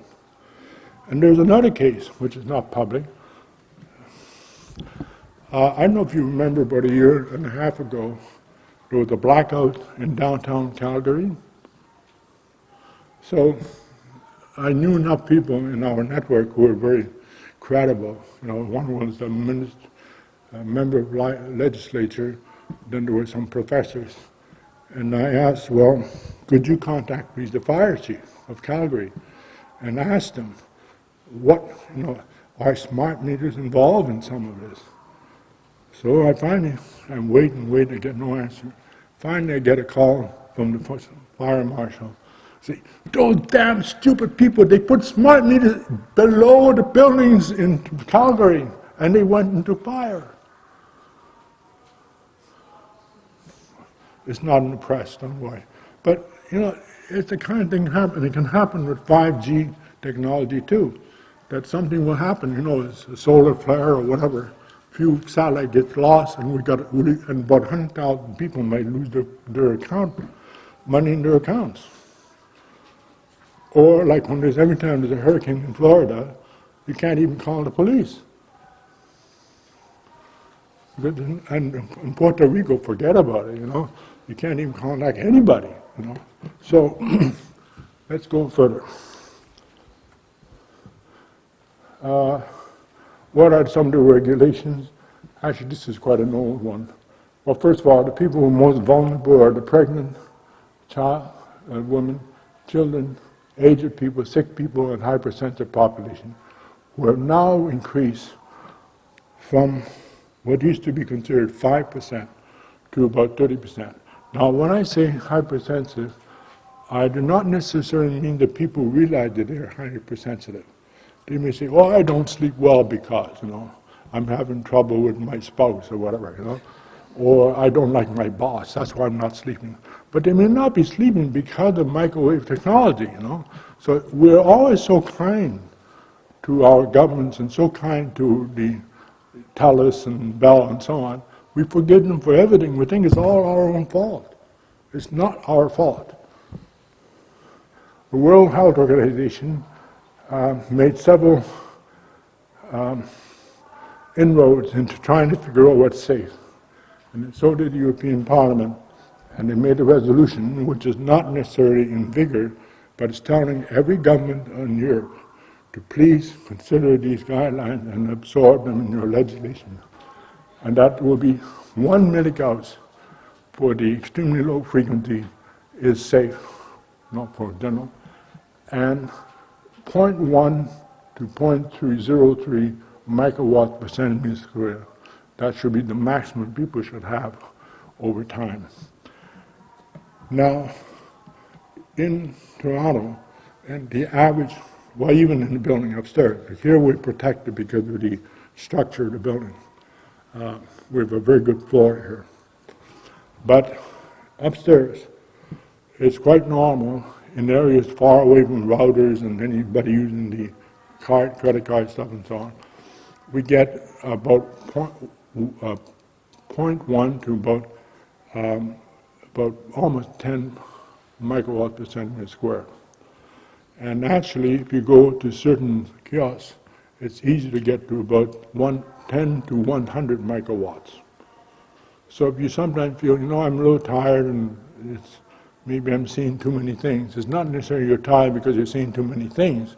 You're tired because maybe you're getting drained as you go along. There are no standards for extremely low frequency field in Canada. There's no standard for power. And there's no discipline structure for whatever. There's nothing, for example, that can allow a judge to say, like they used to be able to do for cars. When the first cars were having accidents, people were dying all over the place and so on, judges were able to say, well, there should be blinkers to turn right, to say you want to turn right or left, or there should be red lights in the rear of the car. There's no such thing around can allow the judge to say, well, in such and such condition, something must be done right. It's to avoid any safety or injury situations. So we don't have that. EMF in Canada are among the world's most elevated, both for the power frequency and for microwaves. We're one of the populations, except for maybe Dubai, that uses most cell phones in the world, and most time. And we can expect to increase in quantum loops between London to Quebec by Ottawa. Let's go. Now, here's something new. There are certain materials that behave like living organisms. And that's become very trendy. It's amazing how many big universities, high-profile research, very expensive research is being put into this, that I'm making simple words, that like living systems, some materials constantly adapt to near-field microwaves. Why? Now, one of them, there's even a kiosk here for shungite, the Russian stone. That Russian stone has a certain carbon structure, like this, or even like that, which makes it that between the bonds there is a certain distance, and that distance, with the impact of any charge, will change. Okay? So it can memorize what hit it. But in so doing that, that's the part that people would suddenly like, God, this is memory, this is computers, But what it really meant, it absorbed it. In order to absorb it, it changed itself. And it can go back and forth. Now, one of my colleagues saw this in water, that the hydrogen-oxygen bond could change. And he made and demonstrated, he was the chief scientist of IBM, that with one drop of water, in those days, we're talking about 1970s, you could have a computer that would take all the information that the state of California needs, anything from death statistics to accidents, court cases, any history of health, all that in one drop of water. Because every time you put information, there's so many possibilities, turning, twisting. Instead of having a binary code, you now have something at least 128 possibilities at instant, and they can be removed or entered. Change them so you can remove information, enter new information constantly, in a way that's spectacular. We don't even have such computers today. Now, so these bonds behave like antennas. A characteristic of antenna always is that there's one pole and the opposite pole on one end. So the wavelength, which is in the gigahertz, which is in 5G technology, can make these things change. Different angles, then another angle, and so on. So there are things like Shungita, which works for certain conditions. Unfortunately, there is a danger if you don't understand what's going on, that you may feel that you're protected. You might actually be protected for a month and a half. But if you're in an environment, either artificial, like microwaves come from all over the place, changing all the time, from different frequencies all at any moment, or, like I said, human beings have lots of energy in them, each cell. We can imprint the same thing on the same material. So if a stressed person is using something like Shungita, I'm not trying to put one company in thing, but in materials of this nature, like neoprene, that's another big thing. You'll be probably hearing that word much more in the next year or two. Well, the biggest university will be saying fantastic things like wearable clothes that can measure everything you want about you, or that you'll be able to use for where people can see virtual reality, okay? That they can, with their eyes, make things happen on the thing that they see, because the technology will be there to capture the energy coming from your eye, to make something appear. That's really possible. Now, I wouldn't be surprised if 10 years from now, many elevators, you won't even have to push a button. You'll be able to think, 12th floor, the thing will know you want to go to the 12th floor. And we'll know how to do it, and the machines will know how to do it.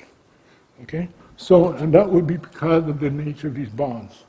So, if there's a stressed person, you may require things. So, because absorbent materials acquire microwaves and they trigger stresses, but then the stressed person can do the same thing. Fortunately, there is a technology which was developed with stealth military purposes, the planes you can't capture on radar.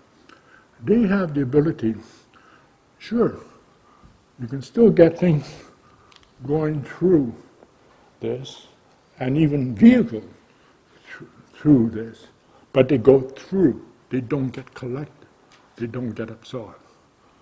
So, it is sufficient to have the stealth technology, which is available, you can even buy it here in Toronto, that you just, let's say this is Shungita material, you just have to go like that and all the charge will disappear. The whole thing will be dememorized, like degauss, because the technology touches it with near field, lets it all go out. It doesn't absorb it, it just gets out. It's very important. It's like flushing the toilet, Okay. So, however, if you don't have money to buy something like that, for erasing, you can always put whatever you think is helping you to shield you, there are all kinds of products there, and assume that they work, and some do. Put it briefly in a closed steel box. Okay, let's say you have a pendant, you have some amulet, and you don't know, is it really working for you, after 1 or 2 weeks? Put it inside this metal box, and that will eventually dissipate it. Okay? Now, now let's look at the space. This is an image produced by the Health Services of the United Kingdom, where they wanted to see, they have very good equipment, very good scientists, what happens in space, say in this case a lady working with a computer, in and around her, and you see that there are all kinds of ions in the air, and they are, just like for microwave transmitters, you have little bubbles of spaces, and they move around all the time. It's almost like spooky, like what's the Ghostbusters, you know? So you have spooky things going around you all the time, especially in environments totally changing all the time, that can have charges. So that you have to realize that this is a reality. So if those charges are near something like that, they may actually affect the materials that behave that are capable of imprinting. Now, one technology, which is the stealth technology, that does this is actually in the booth that I have. When I didn't realize that this is how it worked, but made by the man who developed all the technology the U.S. military use now, is inside these pulsars. And all you have to do is like put your glasses, for a few seconds, they'll discharge. Even you have clock watches to carry cluster charges, or even water will change even its taste because it's no longer being affected by environmental things. But that's not the only technology that can do it. So, okay, let's go to the next one. So that technology is called pulsar. Now let's look at how the big deals and the guys with billions of dollars to spend talk about this. So they talk about EMF imprinting materials, and this has even come from European Union saying how great the Internet of Things will work, and Internet of Things will have all kinds of sensors, all kinds, made from neoprene materials, graphene, I should say. And there will be things that you can wear. In the future, you won't have to have an EEG graph or ECG. You won't have to go to have some people gluing things on you and trying to figure it out. You just have little vests, which have, not instead of 3 points, but something like 20 or 30. And they'll be sensing things, and information that you, in real time, will be able to pick up by somewhere in the other part of the world. And they'll be able to see your heart or some other part of the body in 3D, what is happening just because you have this kind of material on you. Then, of course, this will be safe for data, like money that you use, you know, it has all kinds of things, and it's made of plastic, and will be used for energy, they say, and for composites and production. So here's the hype. So here, with these materials, we now have quantum leaps into oxidative reaction. That's the bad part.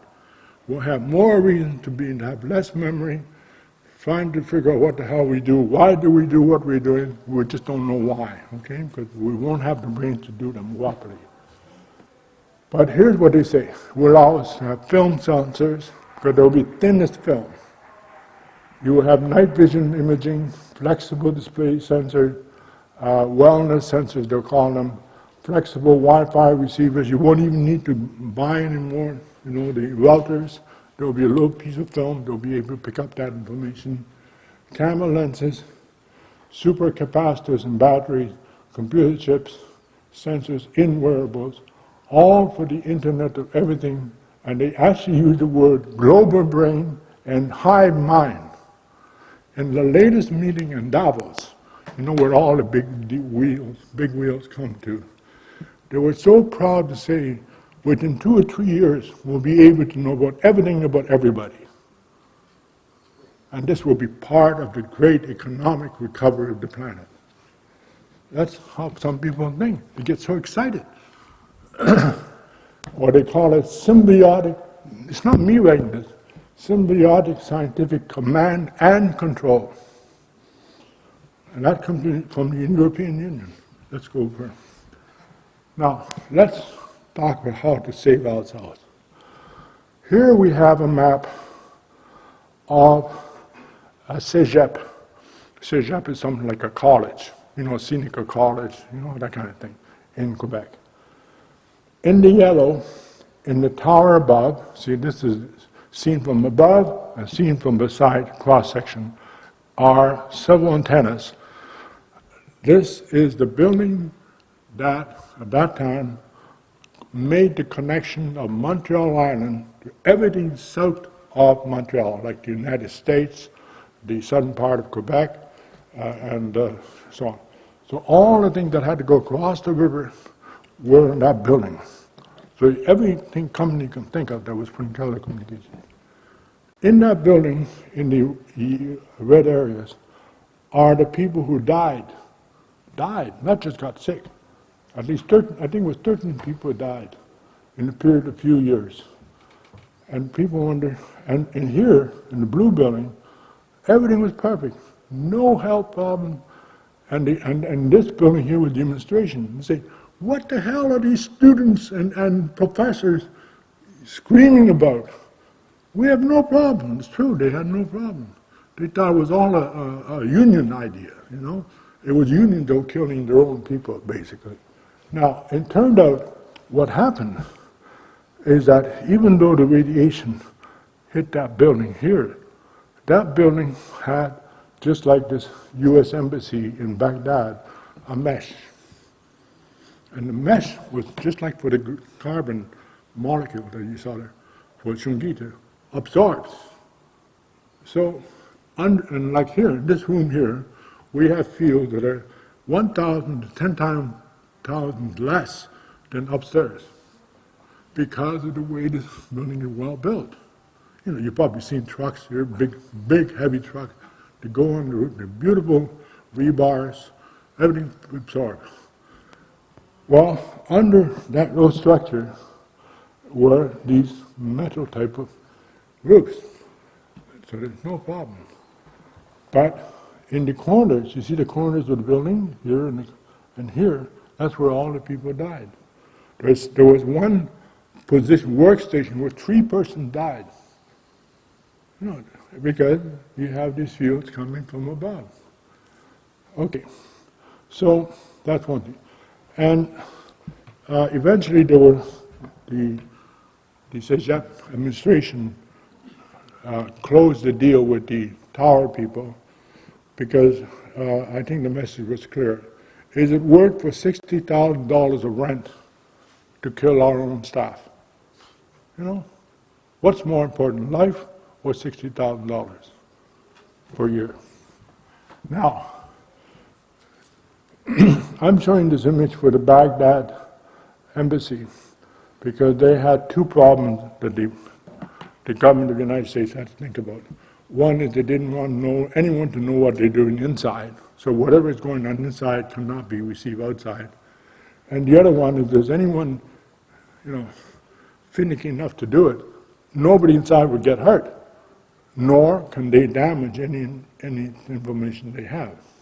So the best solution was to make a roof like this, and you can see it goes at least 3 or 4 meters beyond the perimeter, and also to put meshes in steel that would absorb for the upper floors. And indoors they did other things too. I don't have the time to tell you that. Now here's the embassy in Havana of the Americans. I had this building analyzed by a Shaman spectroscopy. You know, taking the photo, what's happening in that building, just from that same picture.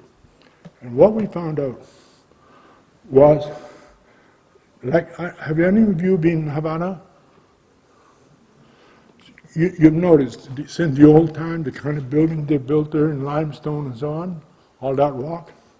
Well, the embassy has the same structure, it's calcite in structure. Now, when microwaves hit that kind of surface, they produce a number of frequencies, okay? Now, the frequencies are emitted by their own equipment, which is the same we have in Canada. As a matter of fact, some of this equipment you have here in Toronto, on Dundas Square near Ryerson College, some of it is infrasound, some of it is just, you know, standing and so on. So they get bombarded with it. The shielding focuses some of the energy back to the building, and the building materials start emitting new frequencies. The frequencies that this building emits are the same that you'll find for the symptoms that people report. The kind of health problem that they're breathing, digestion, and so on. So it's like a, you hit this, so people going back and forth to the embassy have this problem. And why do they have the same problems in their own homes or residences? Because Havana is made of this type of material. So if you start introducing to a country that did not have microwave technology, and you bring it, and then you blame it on the Cubans, it's your own technology is killing your own staff. Be smart. Don't make mistakes. Don't think that just because somebody in Washington say this is safe, that it is safe. It is not safe. Now, here is something that comes from China. Chinese have become very, very concerned about microwaves. They now have, I'm really amazed, now that they have more money, they can do more things. Some of the most severe microwave standards in the world. Although not everyone can benefit from it because they're too poor, they're actually doing quite a few things. One of them is that you can make typical structural materials. Like this is the material they like to use for tiles and walls and so on, which has enough metal in it, little fibers, that it actually absorbs electromagnetic fields. Okay, that's a brand new thing. Now let's go further. What can you do? Well, one thing you can do, which is very ingenious, made by some of my colleagues from my university in Italy, is a brand, is a composite, it's called G iron, G like George. And it has composites of certain materials that are quite easy to get. I mean, they're not expensive material. But what they have, which is very smart, they have a certain coating. You know, you see that, I don't know if you can see, there are little ridges and so on, certain distances away, that something that can never be done by any other technology I've seen yet, reduces up to by 90 decibels. That's something like several tens of thousands of times magnetic fields from lower frequencies, you know, like power frequencies. I used this for a school in New York where suddenly they said it was a redone school. And suddenly people realized, my God, we're putting the entire power for the school right through a classroom. You know, like from whatever hydro company you have there, supplying power to the transformer right to a classroom. And what can we do? And they already finished almost all the work. So I rushed, and I suggested that above the cables, you know, like cables below, and here's the kids sitting, you just put one or two of these properly, and it will shield the child, and it will be as if there was no cable below. And that's not that expensive for a case like that. So that's a great invention. Now, I'm going to go harping a little bit more about this. This also applies for higher frequencies.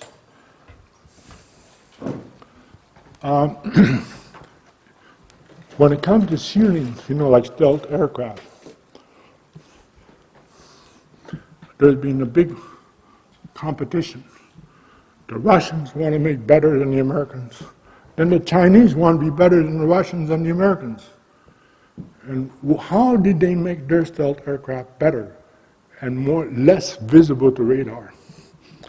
What the Russians did on their wing structure was to take advantage of the simple notion that, just like I told you, remember that you can have any area here will have more or less microwave because of the shape and the way it's done. Or like the Garden Expressway, the way it's done, okay? Well, there's something about how you decide on the skin of the stuff that will make it less and less, more transparent and not reflecting. Part of it is an angle about like 60 degrees, hexagonal thing, which does not apply here. But here it is a matter of how far apart are these things and how many little indentures do you have. And that's enough to make a big difference. So skin effect is very important. Excuse me, what is It's a shielding for magnetic fields from power frequency. It's called G. Oh, it has different composition. I would say mostly like copper, or maybe some nickel, whatever. It's proprietary. It's a brand new technology. Only one company has the right to do it because they made the first patent. Okay? So that comes from Italy. And as a springboard, it's like we have the Minister of Innovation in Canada. Well, the equivalent of Minister of Innovation in Italy is trying to promote this for their own country. So they made the first skyscraper in Milan now that is totally EMF free. And one of the secrets was for the magnetic and electric field in the wiring was this, and even in certain kind of windows, and also shielding from anything inside in a microwave range. So that's like showing, look, we're the first in the world, okay? We're the best. Other technologies that are helpful are certain mixtures of shielding. They can reduce by 10 to 100 times fielding, or meshes. Now, the higher the frequencies we have, the shorter the wavelengths. So we have to make sure that the spaces in between are small enough to block microwaves. But they have to be conductive material. You can do the same thing with clothing.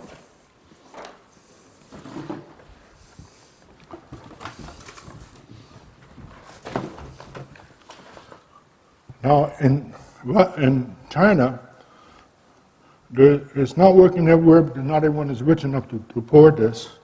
They're making maternity clothes like this so that pregnant women will not be affected by microwaves.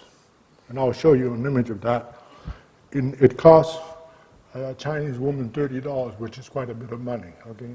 I mean, many can afford it, but not everybody. And you're not allowed to use any more microwaves in maternity wards in China. Okay?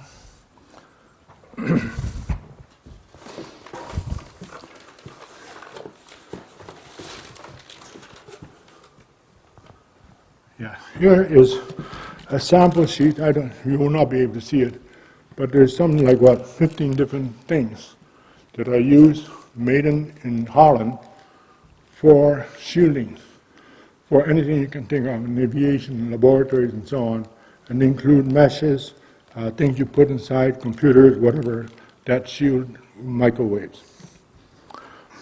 Let's go further. Here, now. So those samples some of these are here, are different things you can do. There are also tapes or windows that can be used too to reduce field. And here is a case similar to what I had to do for the school in New York, was to put, we didn't do have a transformer room, but for over classroom, where you have meshes like this stuff here that I just showed you, G-iron, that will cover the field and reduce them considerably. See, it's called G-iron. Now let's go next. So, thinking about shielding. Before smart meters were introduced in the United States, the EPRI, the Electrical Power Research Institute of the United States, which is the entity that takes care of all electrical companies, electronic companies, tested smart meters. It was very biased, but anyway, they tested them. And they tried to say, well, what happens with different meshes? Now, this is California, it's not Canada. They use chicken wire, it's very thin.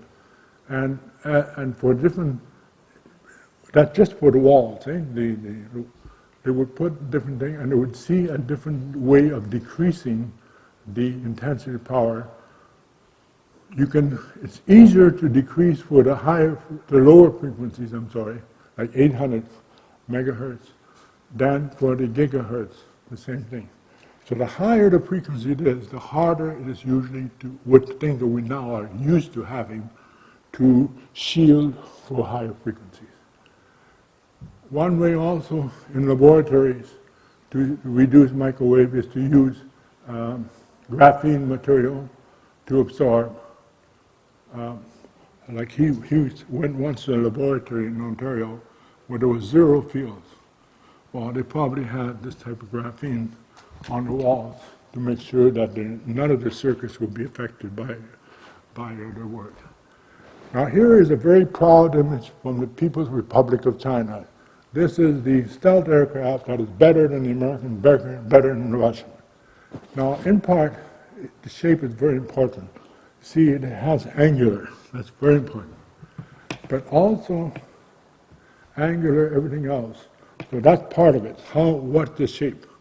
The next thing is that the material that they use, which is made by the company that makes the cloth for maternity, has a certain texture to it. It has a certain inlay, and that's what makes it even better. Here's how Chinese military are asked to work to protect themselves from microwaves. See? Happy college town. You're the pilot, you get better dress, okay? Now, here are some Chinese and Dutch ways of protecting data from microwaves by putting them in certain boxes that absorb. Here we have Dutch ware for working in microwaves and the conditions to protect people. You may have seen, I don't know if you had the chance, that when they now are installing cell phones, towers, the workers in Canada now are protected. Now, I didn't realize how dangerous this work is. As a matter of fact, it's the occupation in North America that are the highest death rate. You know, worse than anything like firemen and policemen is the people who install these cell phone systems. And I didn't.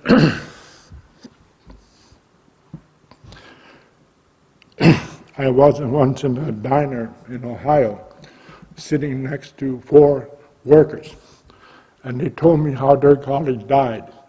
They didn't realize it was on. He was catapulted 20 feet into space and became black, just from being close to a cell phone tower. Anyway, okay, so here's a picture not only of a Faraday cage in Holland, but also protection. Okay, let's go further. So here's how the Chinese have a problem that, well, not everyone has the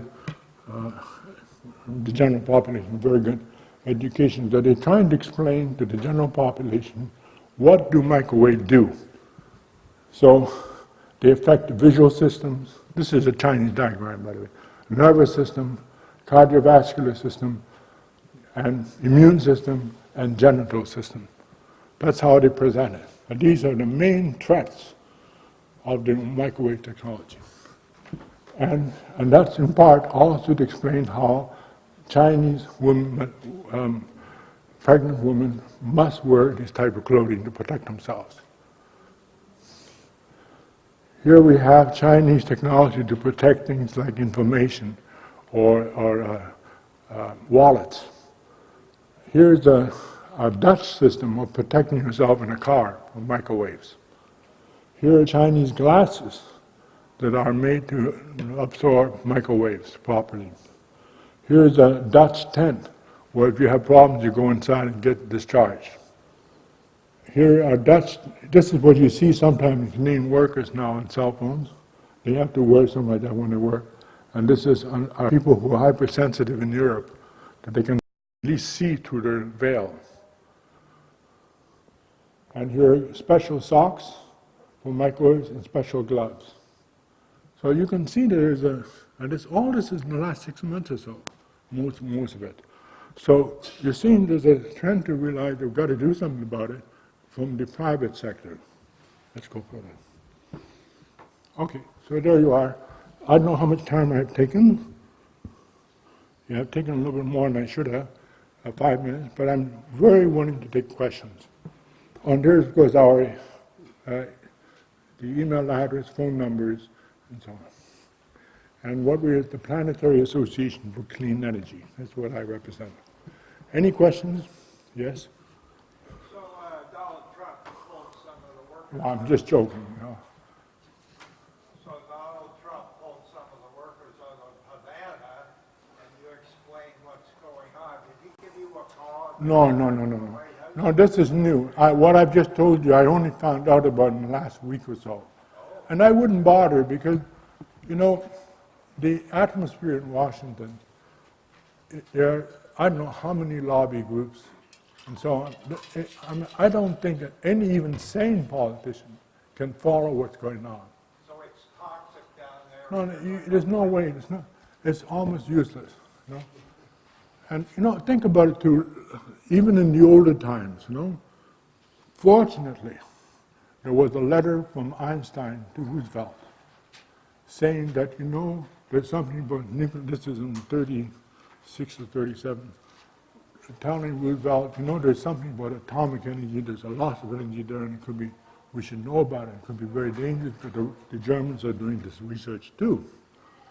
That the President of the United States actually read the letter, because Einstein was a big deal. But he could have not read that letter.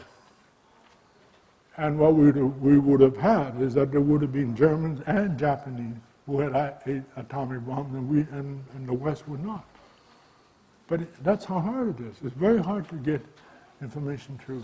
See, right now, for example, about 2 weeks ago, there were, about 150 scientists, probably 400 doctors, and about 6,000 or 7,000 citizens in front of the Supreme Court of the United States, begging to do something about 5G technology.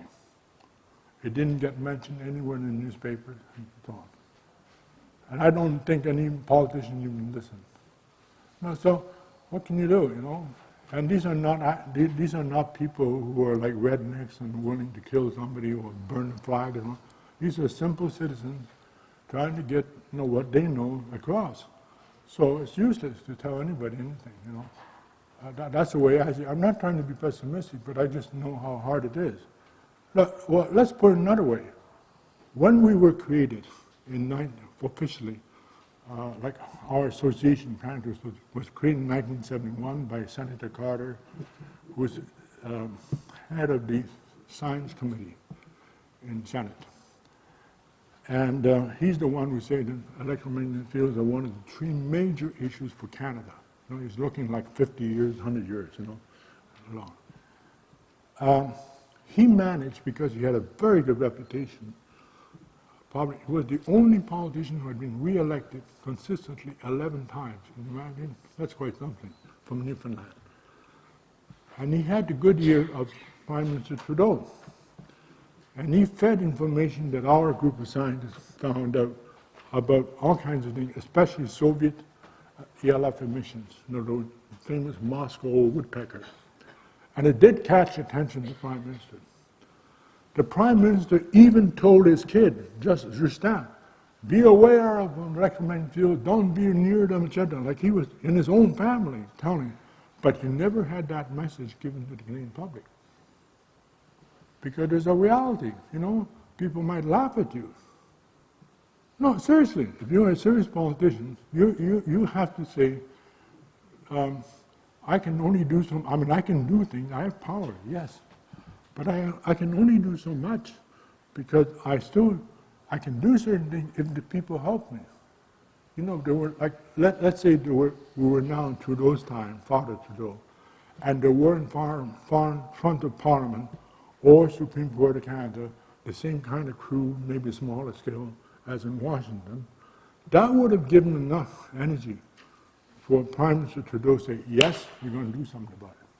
Whatever, you know, task force, or look into detail, spend some more money, whatever, you know, to understand what is possible, what's not possible, politically, but even in real life.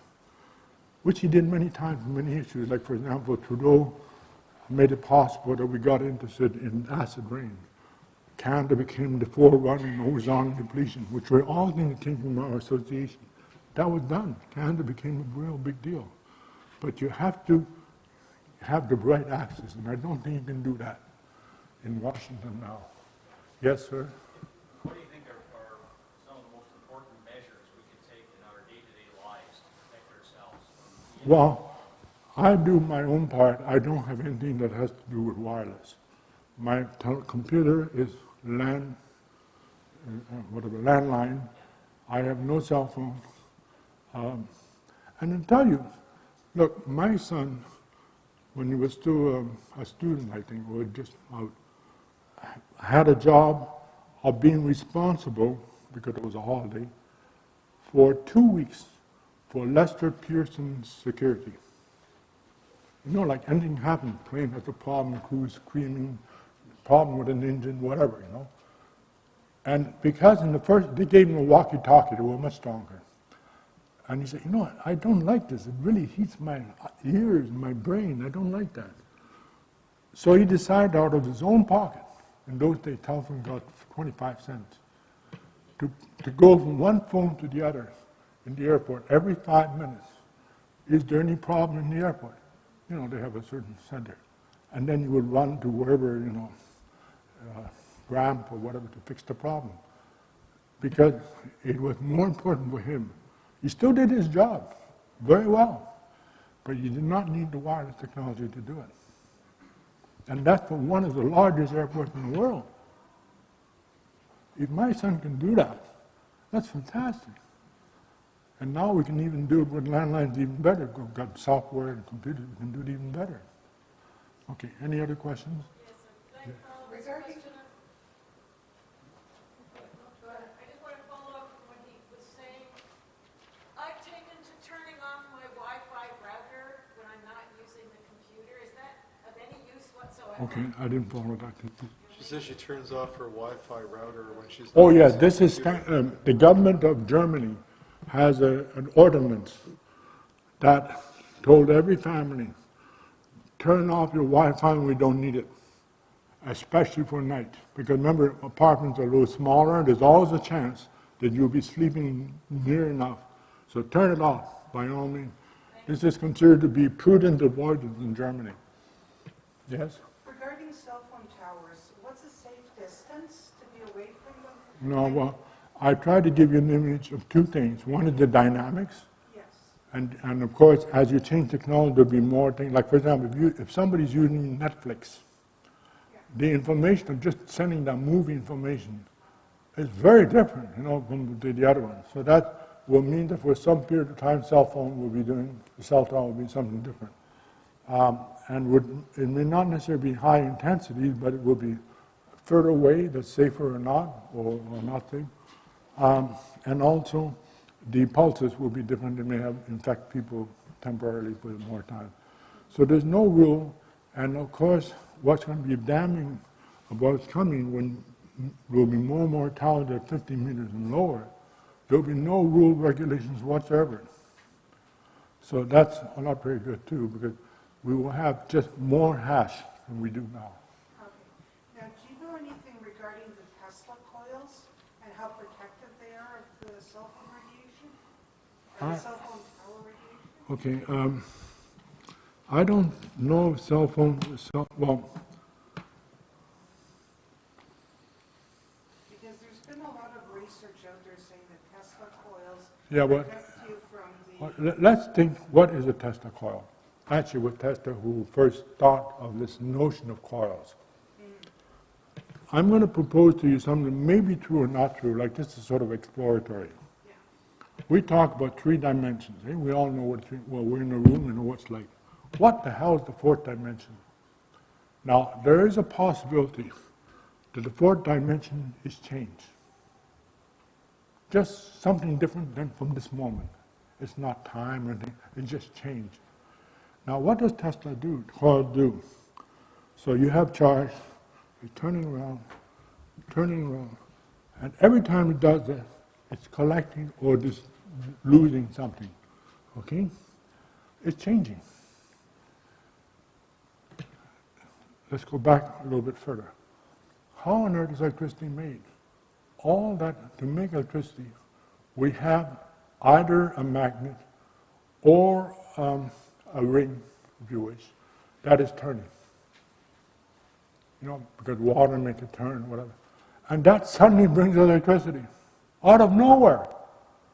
And we say, wow, isn't that great? We now can build Hydro Ottawa or Toronto Hydro, whatever. We now have it with something we can use. But it's just a change. So let's go back to Tesla coil. Is the coil made in such a way, it's placed in such a way, that notwithstanding, because that's what we are facing now, that field can come from any direction, up and down, sideways, anything, from any, and different pulses and different grouping. Is that coil capable of interacting from much of this or not, transforming to something else, which hopefully is not going to hurt us? That is the conundrum. Maybe you can do it. Like, for example, the Italians, to study not, they found there was something special about giving little, little indentures and ridges. That this was better than just doing something like this, which is almost a sheet. And somehow that makes a huge difference. You'll be amazed. We could even try it later on with one of the meters and say, put this in front. You'll be amazed. We're decreasing things like 100-fold, It's incredible. So, but only because of the shape. So maybe there are some coils that could do that, maybe not. I just do not know. But just think of it. The coils are transformative things, devices. Yes? Is there a cost-effective tool like you use there to measure the EMF around you? Yes. What's the? The one that you use to measure? Oh, well, these are, they're in the booth. You see quite a few. No, that you measured the... Oh, yes, I can measure all kinds of things. Before I started. For us to know what we're around, that we can buy. Well, yes, because then you can know where the safest place to sleep, where to work, are there certain things you can do that decrease or not, and what you're buying, is it safe or not? Like, for example, I was shocked. In the same Canadian Tire store, there were 3 huge fans. One produced field through unthinkable. It's even beyond anything Canada ever considered to be a standard, with 1,000 milligauss. Then they all look like alike. I mean, they're not same manufacturer, but there's something similar size. And others could be like 1 milligauss, or even half a milligauss. How do you know unless you have a meter? Right. Seriously. Where do you get one? So I helped design that, so in like getting enough people to do that. Yes, what was the question? Is there a device where you measure people? Like, Oh, that's a very different thing, and that's, well, with the technologies of organic materials, it might be possible to measure people for different things. Andrew, the guy's saying that we're going to wrap it up. The guy's saying we need to wrap it up. The time's up. Okay, I have to wrap up. Now, there's one thing that might be helpful for what you're saying. In the booth, he has a life meter, life energy meter, which for certain things can measure certain things that might be of interest to you. This is still a field that is very not there yet, Yes? I just want to ask about airplane mode for the cell phones. Is it safe? Airplane mode on the cell phones? No, not necessarily. Because what it does, I didn't mention that, but before cell phones were allowed as a marketable item, there were meetings of scientists, about 10 of them, from all over the world, with IEEE, that's the Institute of Electrical and Electronic Engineers.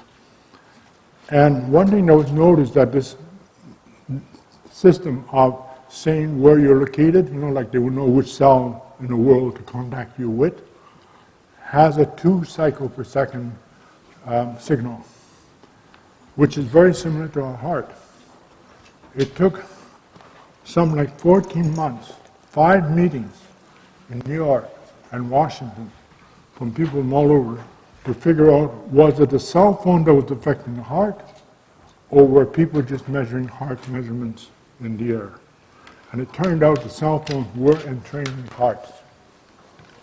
And that's the mode, was you're just saying where you are, that's all. So that's in airplane mode? Yes, I suppose is that the airplane mode that's telling you where your cell phone is? The airplane mode basically shuts off all of the transmission aspects of the phone. But the processor in the phone is still going, so there'll be some radiation, but it'll be Okay. less than if it's on. Yeah. Okay. So I have to go now, I'm sorry. So it's booth 19 if you ever want to see it. Yeah, 19.